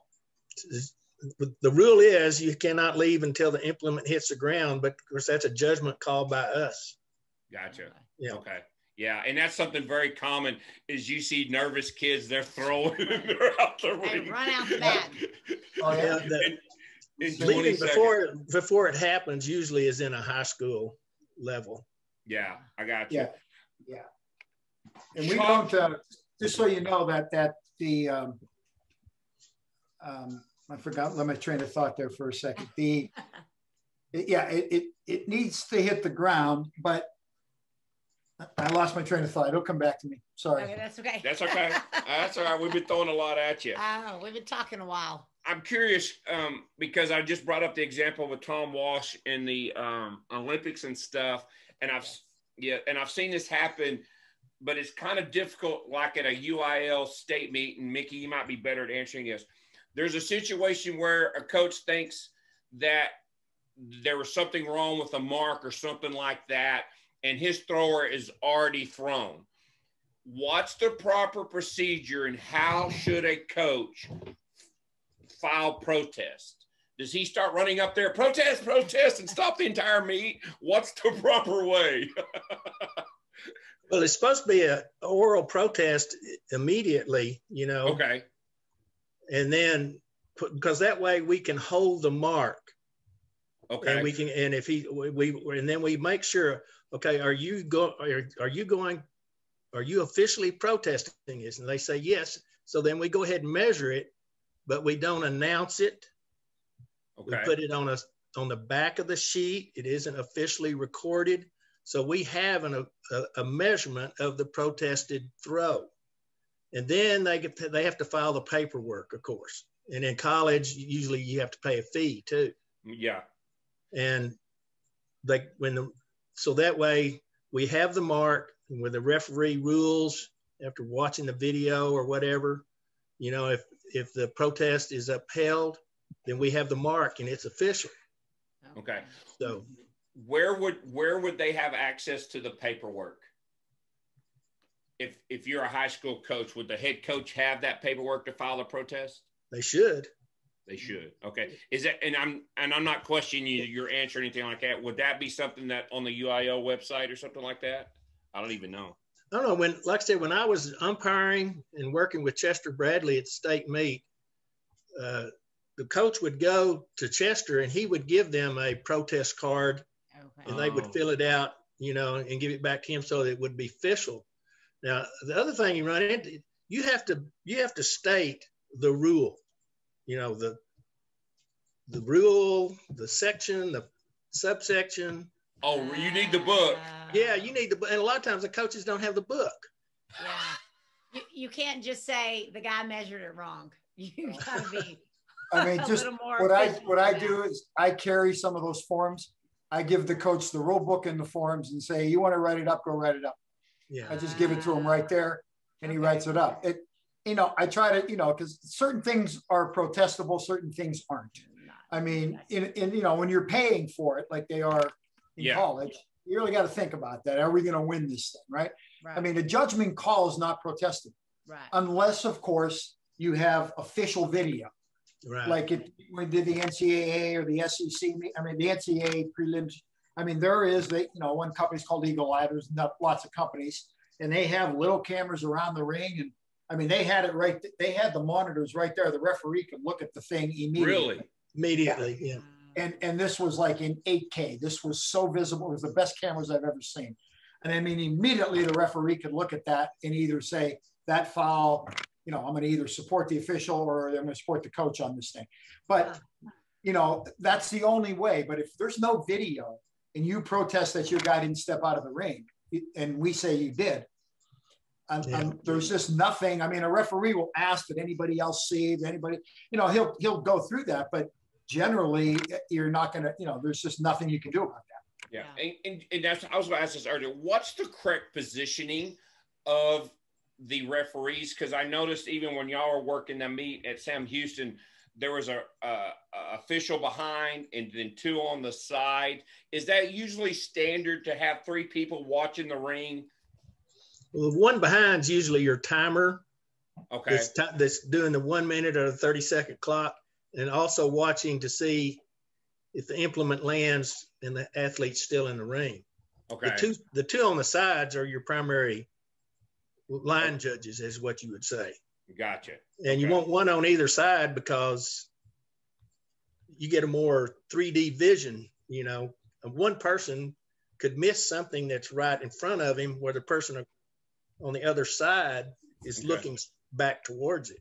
Especially looking through a cage. Okay. Yes. Looking through a cage, you really want one on each side if you have enough officials for that. Yeah, you can do the shot and the javelin with one official if you're short, because you're pretty much right on top of the line or the circle. But yeah, a cage is, you want 2. Gotcha. Okay. What's the rule? Because we just saw Krauser wear a hat, and he was in Tokyo in the Olympics, right. and his hat kept falling off. Now, I remember as a young thrower back in the day when I was great, I actually got called for a scratch wearing a hat, but that rule's changed, right? Yes. As a matter of fact, in the NFHS manual for the next year, they made a rule change saying, hats and sunglasses coming off are okay. It's more of a clarification. Okay. Because like I have the best antidote for the hat, because I know when like I said, when Krauser's hat came off on the first throw. Yeah. You remember Michelle Carter said there might be a foul there. Yeah. She said that on TV. And I turned to my wife and I said, no, that's not going to be a foul. I said the same thing. One time when we were doing a meet, and same thing, athlete's hat fell off outside the ring. Official wanted to call it a foul. We had Jim Carlisle come over, and the official said, well, his hat fell off. And Jim said, well, was his head in it?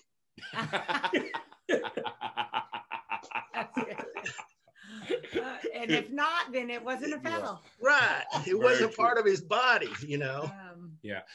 So part of the body is really the part of the body. Yeah. Has to be body. And here's this might be a stupid one. So a athlete throws, say in the discus, and they kind of lose their feet, and they land on their bottom, and they land like on their bottom, and almost their back kind of their lower back kind of hits the ring. Is that still a legal throw? If they're all inside the ring. If they throw and they kind of lose their balance, but they fall and land inside the ring and able to stop themselves and then stand up, is that a legal throw? Yes, as long as they haven't touched the top of the band or outside of the band. It is. Okay. So they can basically fall and lay flat face on their stomach. As long as they're in the ring. As long as they're in the ring, that's a legal throw. Yes. Now in high school, they used to say you had to be under control. Yes. But they did away with that. I don't know how long ago, Mike. 4 years ago, 5 years ago. 5 years ago. Yeah, they finally, high schools are usually the last to start using common sense. True. And the whole education is spoken from a man who's been in education for a long time. Amy. And that's why we're doing this. Well, when I was a high school coach, I always had to worry about their uniforms, their jewelry, earrings, just on and on and on about things that weren't giving you an advantage. Yeah. Yeah. And a lot of this stuff they got rid of because number one, it wasn't pertinent. Number two, it was just more stuff for us to have to do as officials that had nothing to do with throwing the event. I mean, checking spikes, checking, when I'm doing jumps and stuff, Yeah. but you know, checking that. But the out of control thing, the reason they got rid of that, because that's a judgment call. Two officials could, you know, so well, he was in control. Well, in my opinion, he wasn't in control. And so it was too hard to define a criteria. So they said, the hell with the out of control. What we're going to do is stay in the ring till it hits the ground. And then we don't care how you go out of the ring, as long as you got the back. Right. Gotcha. So that's why the idea of what's out of control. You couldn't, it was too subjective. Right. Gotcha. Yeah. So on shot put or discus, the implement hits the sector line, regardless of if it's the right sector line. If it hits the line, is it in or out? Out. It's out. Okay. It's true in javelin too. Yep. In javelin as well. And hammer, right? All Right. three events Yeah. hit the Yeah. line, it's out. Okay. All throws. Yeah. All right. Great answer to that. Y'all are doing a hell of a job. You're getting a 100. The use of chalk, okay? Is it legal for in discus to put chalk on their fingers? Yes. Okay.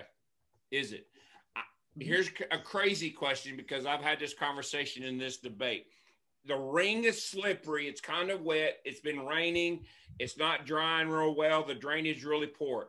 Is it okay to put chalk on the bottom of their feet, on their throwing shoes, to kind of keep some dryness?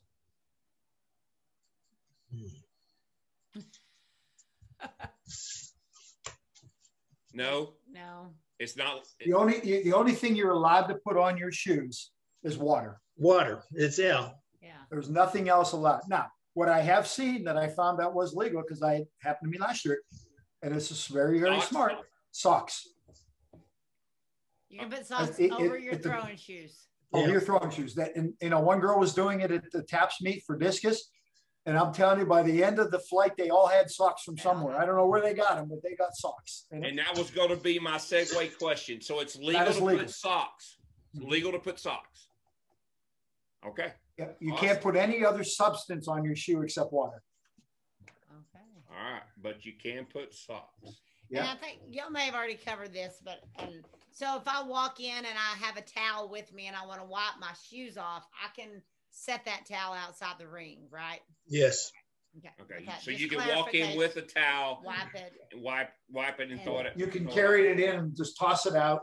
And Yeah. it's got to be totally outside. Sometimes they toss it and part of it's hanging over, Right. and we stop them and Okay. move it. You know. Yeah, that's kind of like the hat deal. It's not part of the body. It's, you know, it's Okay. nitpicking.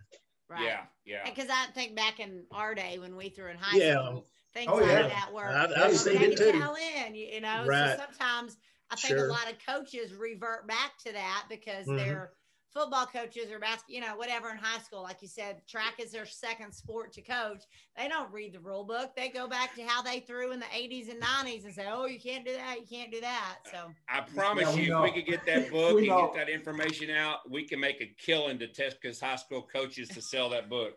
I promise you. Well, I'm gonna get it to you. I Good. promise. Yeah. Just read the NFHS book. That'll cover your high school book. That's a very simple book to read. That's a small, Okay. very small book, and you know they ought to have that with them. The other one is fine if you're going like in summer track with the USA rules that are different, but most high schools are going to go. It doesn't have UIL in there or TAPS. Yeah. Okay, I mean UIL doesn't really change rules. They change. Just one quick example, like because when they're advancing people, they need, you know, from like district to area and area to region, they need clear places. Like I do this in pole vaults all the time, right?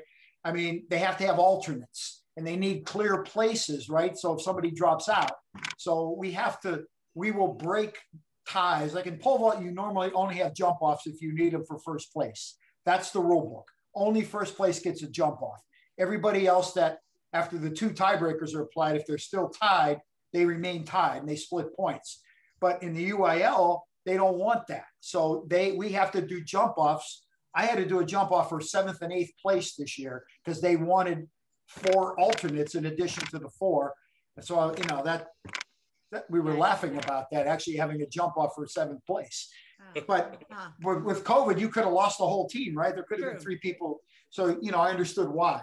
But anyway, that's the kind of stuff UIL changes. They don't really change the rules much, unless you know of something, Nikki, that I don't remember. Some of the how many events you can enter is different from state to state. And some states run 400-meter hurdles instead of 300-meter hurdles. Those are, it's usually administrative stuff. Yeah, it's more administrative than it is rule changes. Gotcha. We're getting down to the end. So implements, the actual shot put and discus. There's not everybody has a weigh in these local meets and stuff like that. And you see some of these shot puts that are really kind of dinged up. What's just the eyeball of expecting a shot put when they pull the shot put? Should the coach look for in a normal round shot put?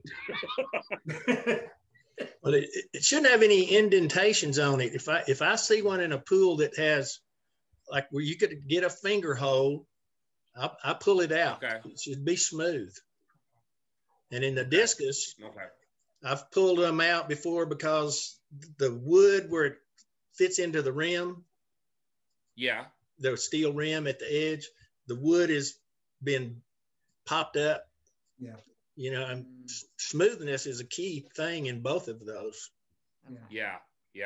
There can't be any on the discus. The rim. There can't be any cuts and anything. No indentations. No. You don't want anything that could be interpreted as being able to get a finger hold. To get better spin on it or something. Okay. Now I know like minimums. Like for 4K, that's 8.8 pounds and how they measure it. But if a shot. You said 8.8. I'm sorry. But for like a shot put, like if it weighs a little bit more, is it still legal to throw? I know it can't weigh less, but is it okay to throw a little bit heavier? It's not against the rules. Okay. Not a good idea, but it's not against Exactly. I tell you, the one thing that when I do weights and measures, particularly youth clubs, the biggest thing I catch is coaches bringing 8-pound shot puts and not 4K shot puts. They're very similar in size. They're unless you got one in each hand or do it every day, you can't tell the difference. So if I'm weighing things in, I can't tell you the number of 8-pound shot puts that try to get into where it should be 8.8, as you said, a 4K. That's probably the most common problem I have that I see, because clubs might have, I know masters use all those different weights. I'm not even sure who uses an 8-pounder anymore, but clubs have 8-pounders and a lot of clubs have them. So it's something to look out for. Make sure, get your shots weighed at least before you try to enter those in a meet that's going to weigh them, like a USA association meet or a region meet. I think at most UIL meets, they don't even weigh them until area or maybe even regionals.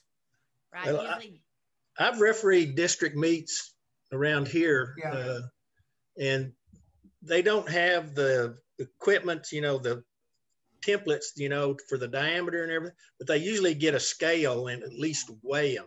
And I bring them a scale usually. And do you really? Area meets I work, I bring the calipers and the scale if they don't have one. Some schools have them. I'm not going to let an area meet go, or we're not going to do that. I'm going to find somebody to do it. Is there standard places where they can get those? Can they get those from their sporting goods outfits or someplace like that, or online? I would imagine someplace like MT or MF Athletics, VS Athletics. Mm-hmm. Okay. You can. The full set's pretty expensive. I wouldn't go buy all the calipers for everything. You can get a scale and a basic set of calipers, because again, there's so many different weights and things that the whole thing's pretty expensive, but you can get a scale for probably $150, a good scale, a decent scale. Is there you go to these meets too, and there's all different perspectives of like a discus cage and all this type of stuff. Is there a standard one? Because we go to some places and they have like chain link fence that's maybe like 6 feet. And I know we're still going to allow them to throw, but is there a standard height for the discus cage that schools need to follow? Oh yeah, there's in the book. It has the specifications that what they're supposed to be. Okay. But like you said, I've seen in the high schools all different kinds. Yeah. And that comes down to dollars and cents most of the time. Right. It does. Yeah. You still see that a lot in pole vaults because they changed over the years. They've required bigger and bigger pole vault pits, more safe. And you see a lot, and those are horribly expensive. So you still see a lot of schools that have very small pits and stuff. And, you know, some kids are scared of them. They've never jumped on pits that small, you know, maybe from some other wealthier schools. But they do have exact specifications that you're supposed to try to meet. Yeah. Are they really? Okay. It's in the rule books. It's in the rule books. Yeah. Okay. All right. And then the final universal question, and this is the greatest question ever. Is it legal or is it not? I don't know. I don't know if it's legal or not legal, but what's the policy on standing behind the ring? Like if your kid's throwing, is mom and dad allowed to stand behind the ring at a certain feet from the ring, or can they stand right on top of it? Is there a rule? All the other annoying kids, they're right in the way when you're trying to throw. To me, that's up to meet management.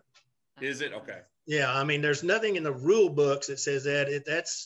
That's a meet management thing. Of course, when we get in college, you know, they have coaches' boxes. Yeah. You know, but most time, if it's not a meet management decision, I don't let it bother me. You know, you don't? No. Because I you know, we go to Baylor somewhere, coaches are standing all around the cage and the circles, you know, and we want them to be able to coach their kids. Yeah. You know, the meet directors or something. Sometimes they'll be very explicit. We're going to have coaches' boxes. We're going to flag areas. They stay here. They'll tell us keep them in here. Yeah. You know, usually at those kind of meets, they have marshals that take that duty off of us, and these marshals are always like big ex-police type guys, you know, and they keep control. And I try to say, okay, especially if the cage is close. If you're throwing in like a double cage where there's a hammer and a discus and there's a lot of room, okay, I'm all right. But if it's close, I'll say, look, only the coach or parent of the athlete that's throwing can be back there filming, doing what they want to do. When they're done, move out. The next guy can come in. We don't want a crowd back there. I don't want other coaches, because everybody's going to get loud and noisy, and it's just distracting, right? So I tend to gauge it by what the venue looks like.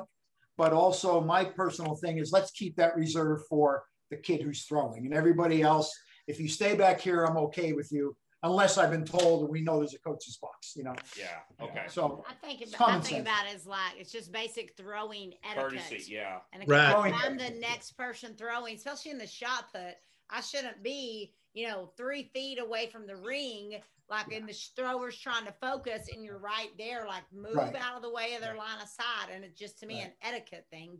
Oh yeah. If I know an athlete and the person that's, like you said, in that vicinity, I know they're not associated with that athlete, I will tell them to move for the benefit of that athlete. Yeah, exactly. Okay. Yeah. Oh, absolutely. Now, I can't let this go by without saying, one of the major jobs of officials is safety. Yeah. That is paramount, as much as anything we do for, fair rulings and stuff like that. And, we continually have, without marshals around, which you'll never have at a high school meet, but typically some college meets you might. We got to be the bad guys. We keep moving people back, especially if they're not flagged off. Our job is safety. And so we will move people constantly. And like you were talking about, like in a shop where everybody early gets close, you just can't afford to have anybody get hurt. And that's up to us. That's on us. Now, if we have marshals to help, that's great. That helps us. But the more we have to do that, the more our attention is diverted away from the athletes too. So it's just something we ask.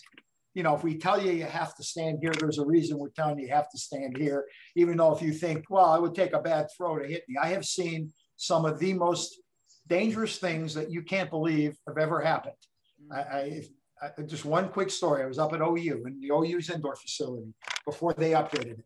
Thank God the AD was in the building that day. We always had a problem there that the shot put in the weight throw was right between the long jump and the pole vault pit. and they were tight. And the way the cages were, OU, two things. OU had a weight thrower, a right-hander, who hooked everything he threw. If he had played golf, he would have been out of bounds every time. He threw that thing in the pole vault pit almost every time he threw over the barriers. So it got to be where the pole vault guy and I, when I was doing throws, and then when I was doing pole vaults the other way, we would hold an athlete. One of us had to hold our athlete, because invariably 8 out of 10 times he's fouling in the pole vault pit with the weight throw. So we managed that one. The other side, the one that was really dangerous, that never happened before, because they had the cage was pretty good, but the long jump was right there and the pit was there. We had an official that was working the rail lasers. These little Leicas also work on horizontal rails too. They had a horizontal rail. So her back was to where we were, our sector. But again, the cage was there. We never had a problem. She's reading it. She's standing right alongside the sand pit. I have no idea how this girl got this weight throw around that cage, and it made a right turn, and it was going right for her. And we were screaming, and she couldn't hear us because the crowd was screaming. There was a race going on. It went right over her head and landed in the pit. Oh, right? wow. She went crazy. The girl was hysterical, as you can imagine. It was a weight throw. Hysterical. And we're like, this place is nuts. And so thank gosh the AD happened to come to the meet that day. And next season that was all fixed. He's got drop down netting from the ceiling all the way to the floor. I mean, it was dangerous. So I'll finish on this. One of my official friends was working the long jump. And after we knew everybody was okay and everything was good and everybody was calming down, he comes over to me and whispers in my ear, "You want us to measure that?" Anyway,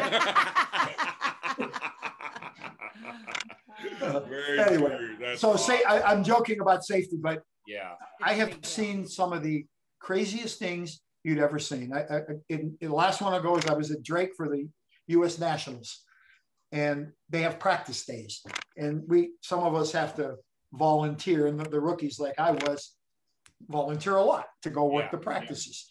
And if you've ever been to Drake, it's a beautiful facility, but the hammer throw, there's a big cage. Then there's a hill, there's trees on the hill, and then there's a road up there.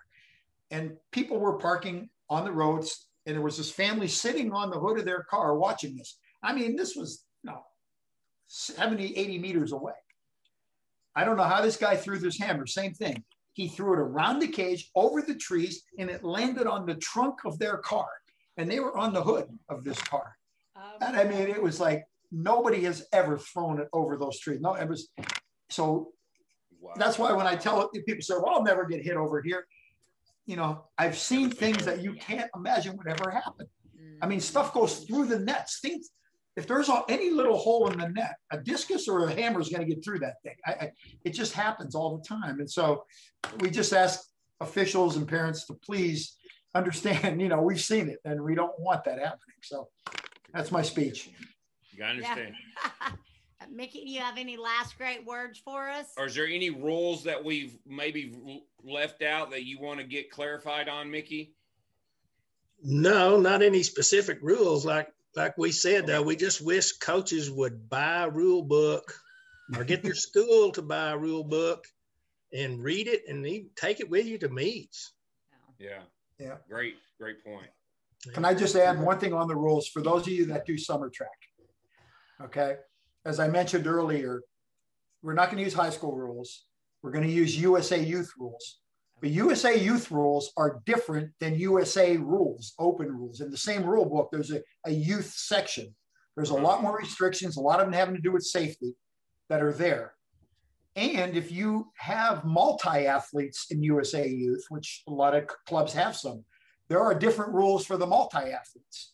The pole vault rules for the USA Youth multis have some slight differences than the USA Youth rules for open pole vaulters.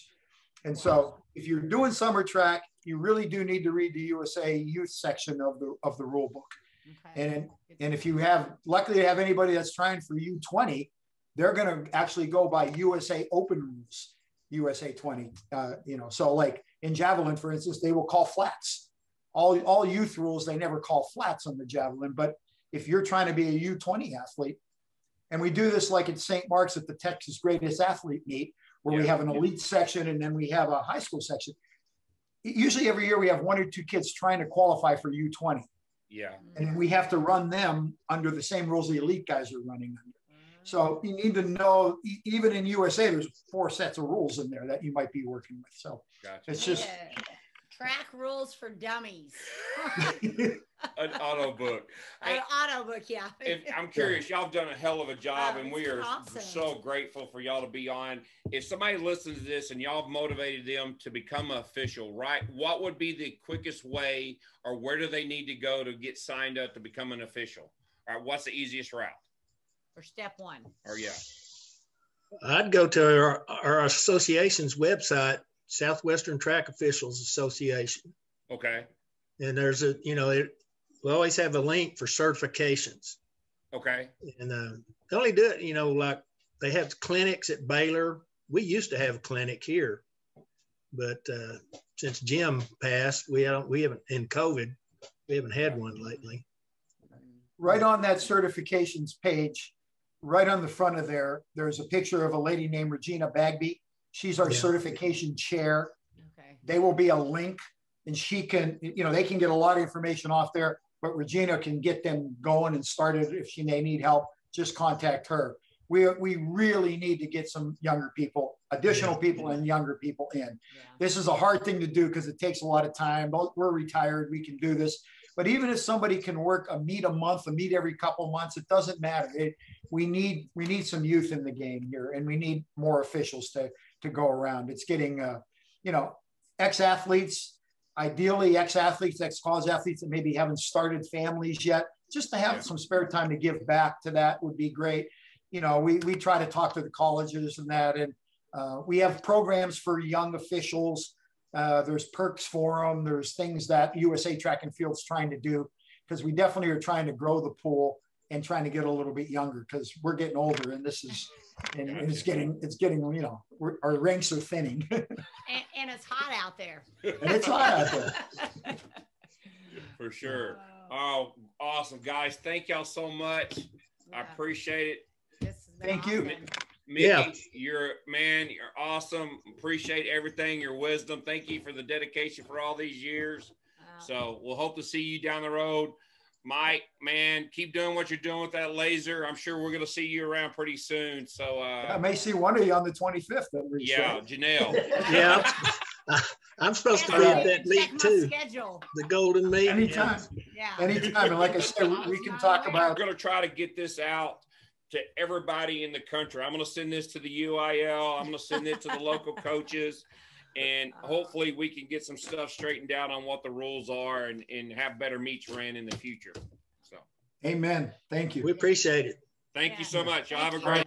We would like to thank Mickey and Michael for being on.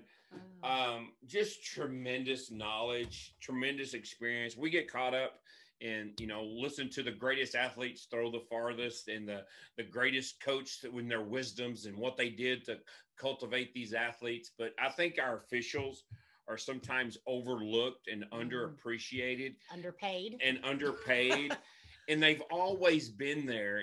And I just wanted to have these two guys on just to get their perspective and stuff. And just number one, great guys. Oh yeah.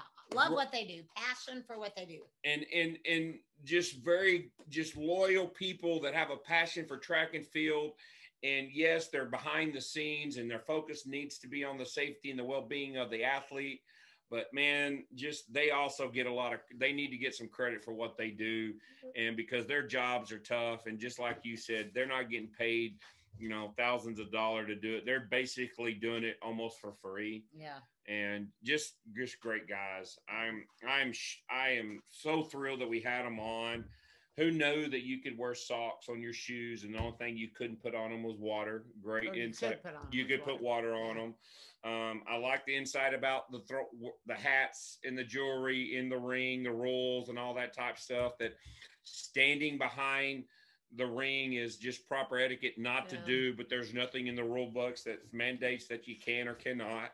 No. Also the minute clock starts when the throw is initiated. And then most average high school meets, they don't even time it. No, well, they do it state. They do, but so the meet change, the timer changed. It used to be like 30 seconds or something like that, and it was a minute, or it might have been longer, and they changed it to a minute. I don't know the exact rules on that. But he was dead on where somebody's not up there showboating and all that type of stuff. And it's good to clarify. Yes, or it's good clarification that, once they're called that second time, that starts the minute, and then they have it to initiate it. It doesn't have to be completed. And I think there's great confusion on that. And you can tape your wrists, and put a wristband on top of it. You can't tape your fingers in high school unless you have an open wound, and they would encourage you having a doctor's note or maybe a trainer's note or something like that if there's an injury or anything like that. So and we definitely need to buy that book. But I just want to encourage high school coaches or even summer track coaches, whatever, read the rules, because I know there have been times I've gone back to back when I threw, and back when I threw, because we don't stay up to date on that. And I would guarantee you guys, as football coaches, basketball coaches, you're going to go to a game with the rule book in your bag, so that you can know what you're saying, or soccer or whatever you coach. But yet when we go to a track meet, we don't think about it because it's our second sport. It's it's just track, it's whatever. Be prepared as you would be in your main sport to help protect the kids and, I guess, and defend the kids is the right word, to make sure that things are run the right way. Because at high school meets, you're not going to have certified officials running the high school meets until you get to regionals. I don't even know if it's some area meets or even district meets, you're not going to have them. But if you have someone who's knowledgeable enough, the meet director maybe, but so great insight. I enjoyed that. And if the implement hits the line, then it's a foul. And the proper way to do the sector lines. And that needs to be shared with your grounds crew. I mean, whoever's building it, that's just things way above for sure. Average coach. So for sure. So we want to thank them so much for being on. Great guys.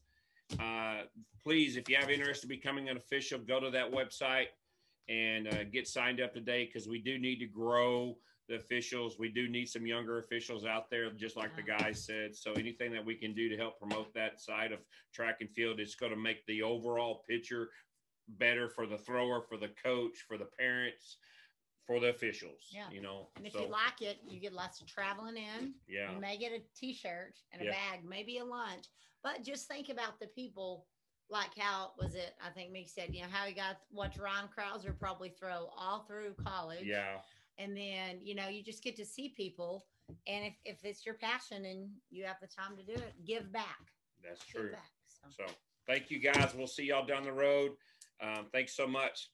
Be sure to download and subscribe, and then remind everybody about liftingdfw.com. You can go to the site, liftingdfw.com, humor performance, whether you're human performance. I'm tired. Human performance, whether you're a 5-star athlete, a mom, a dad who's trying to, lose some belly fat, or a youth sports who's just trying to better themselves or whatever, come check out liftingdfw.com, and we'll hopefully get them down the right path. All right. And one last shout out. We love our sponsors, Texas Track Field Coach Association. Go check them out. ttfca.org, fourthrows.com. Get you some implements that are right. Use the code TalkingThrows20 to get 20% off. Porta Circle. You can use our code TalkingThrows10 to get 10% off at porta-circle.com. If you're in Austin, hit up Zach for Ready Up Athletic Development. And hello, Talking Throws Texas podcasters. I'm Bruce Caldwell.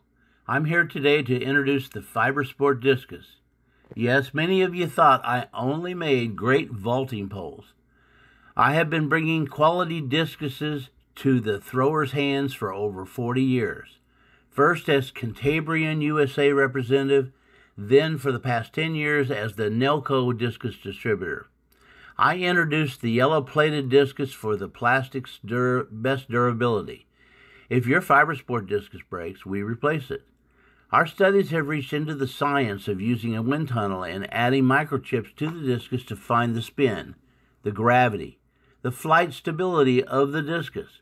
We have found it's not about rim weight anymore. It's more about creating a balanced stability to allow the Discus to fly and surf the wind. Our new FiberSport Discus is made to be selected to fit your needs, no matter the weather, no matter the conditions. Check out our Discus selection guide at fibersportdiscus.com and find a dealer in your area that sells our fine product. Thank you, Jason and Janelle, for allowing me to talk with your listeners on Talk and Throws Texas Style. Listen to us wherever you subscribe to podcasts, download, and give us some feedback, especially on this one. I think this one is, I don't know, it's just unique. So good job kind of picking out some officials. Thank you. See you guys later. I was pointing at it because I wanted you to pull up the website.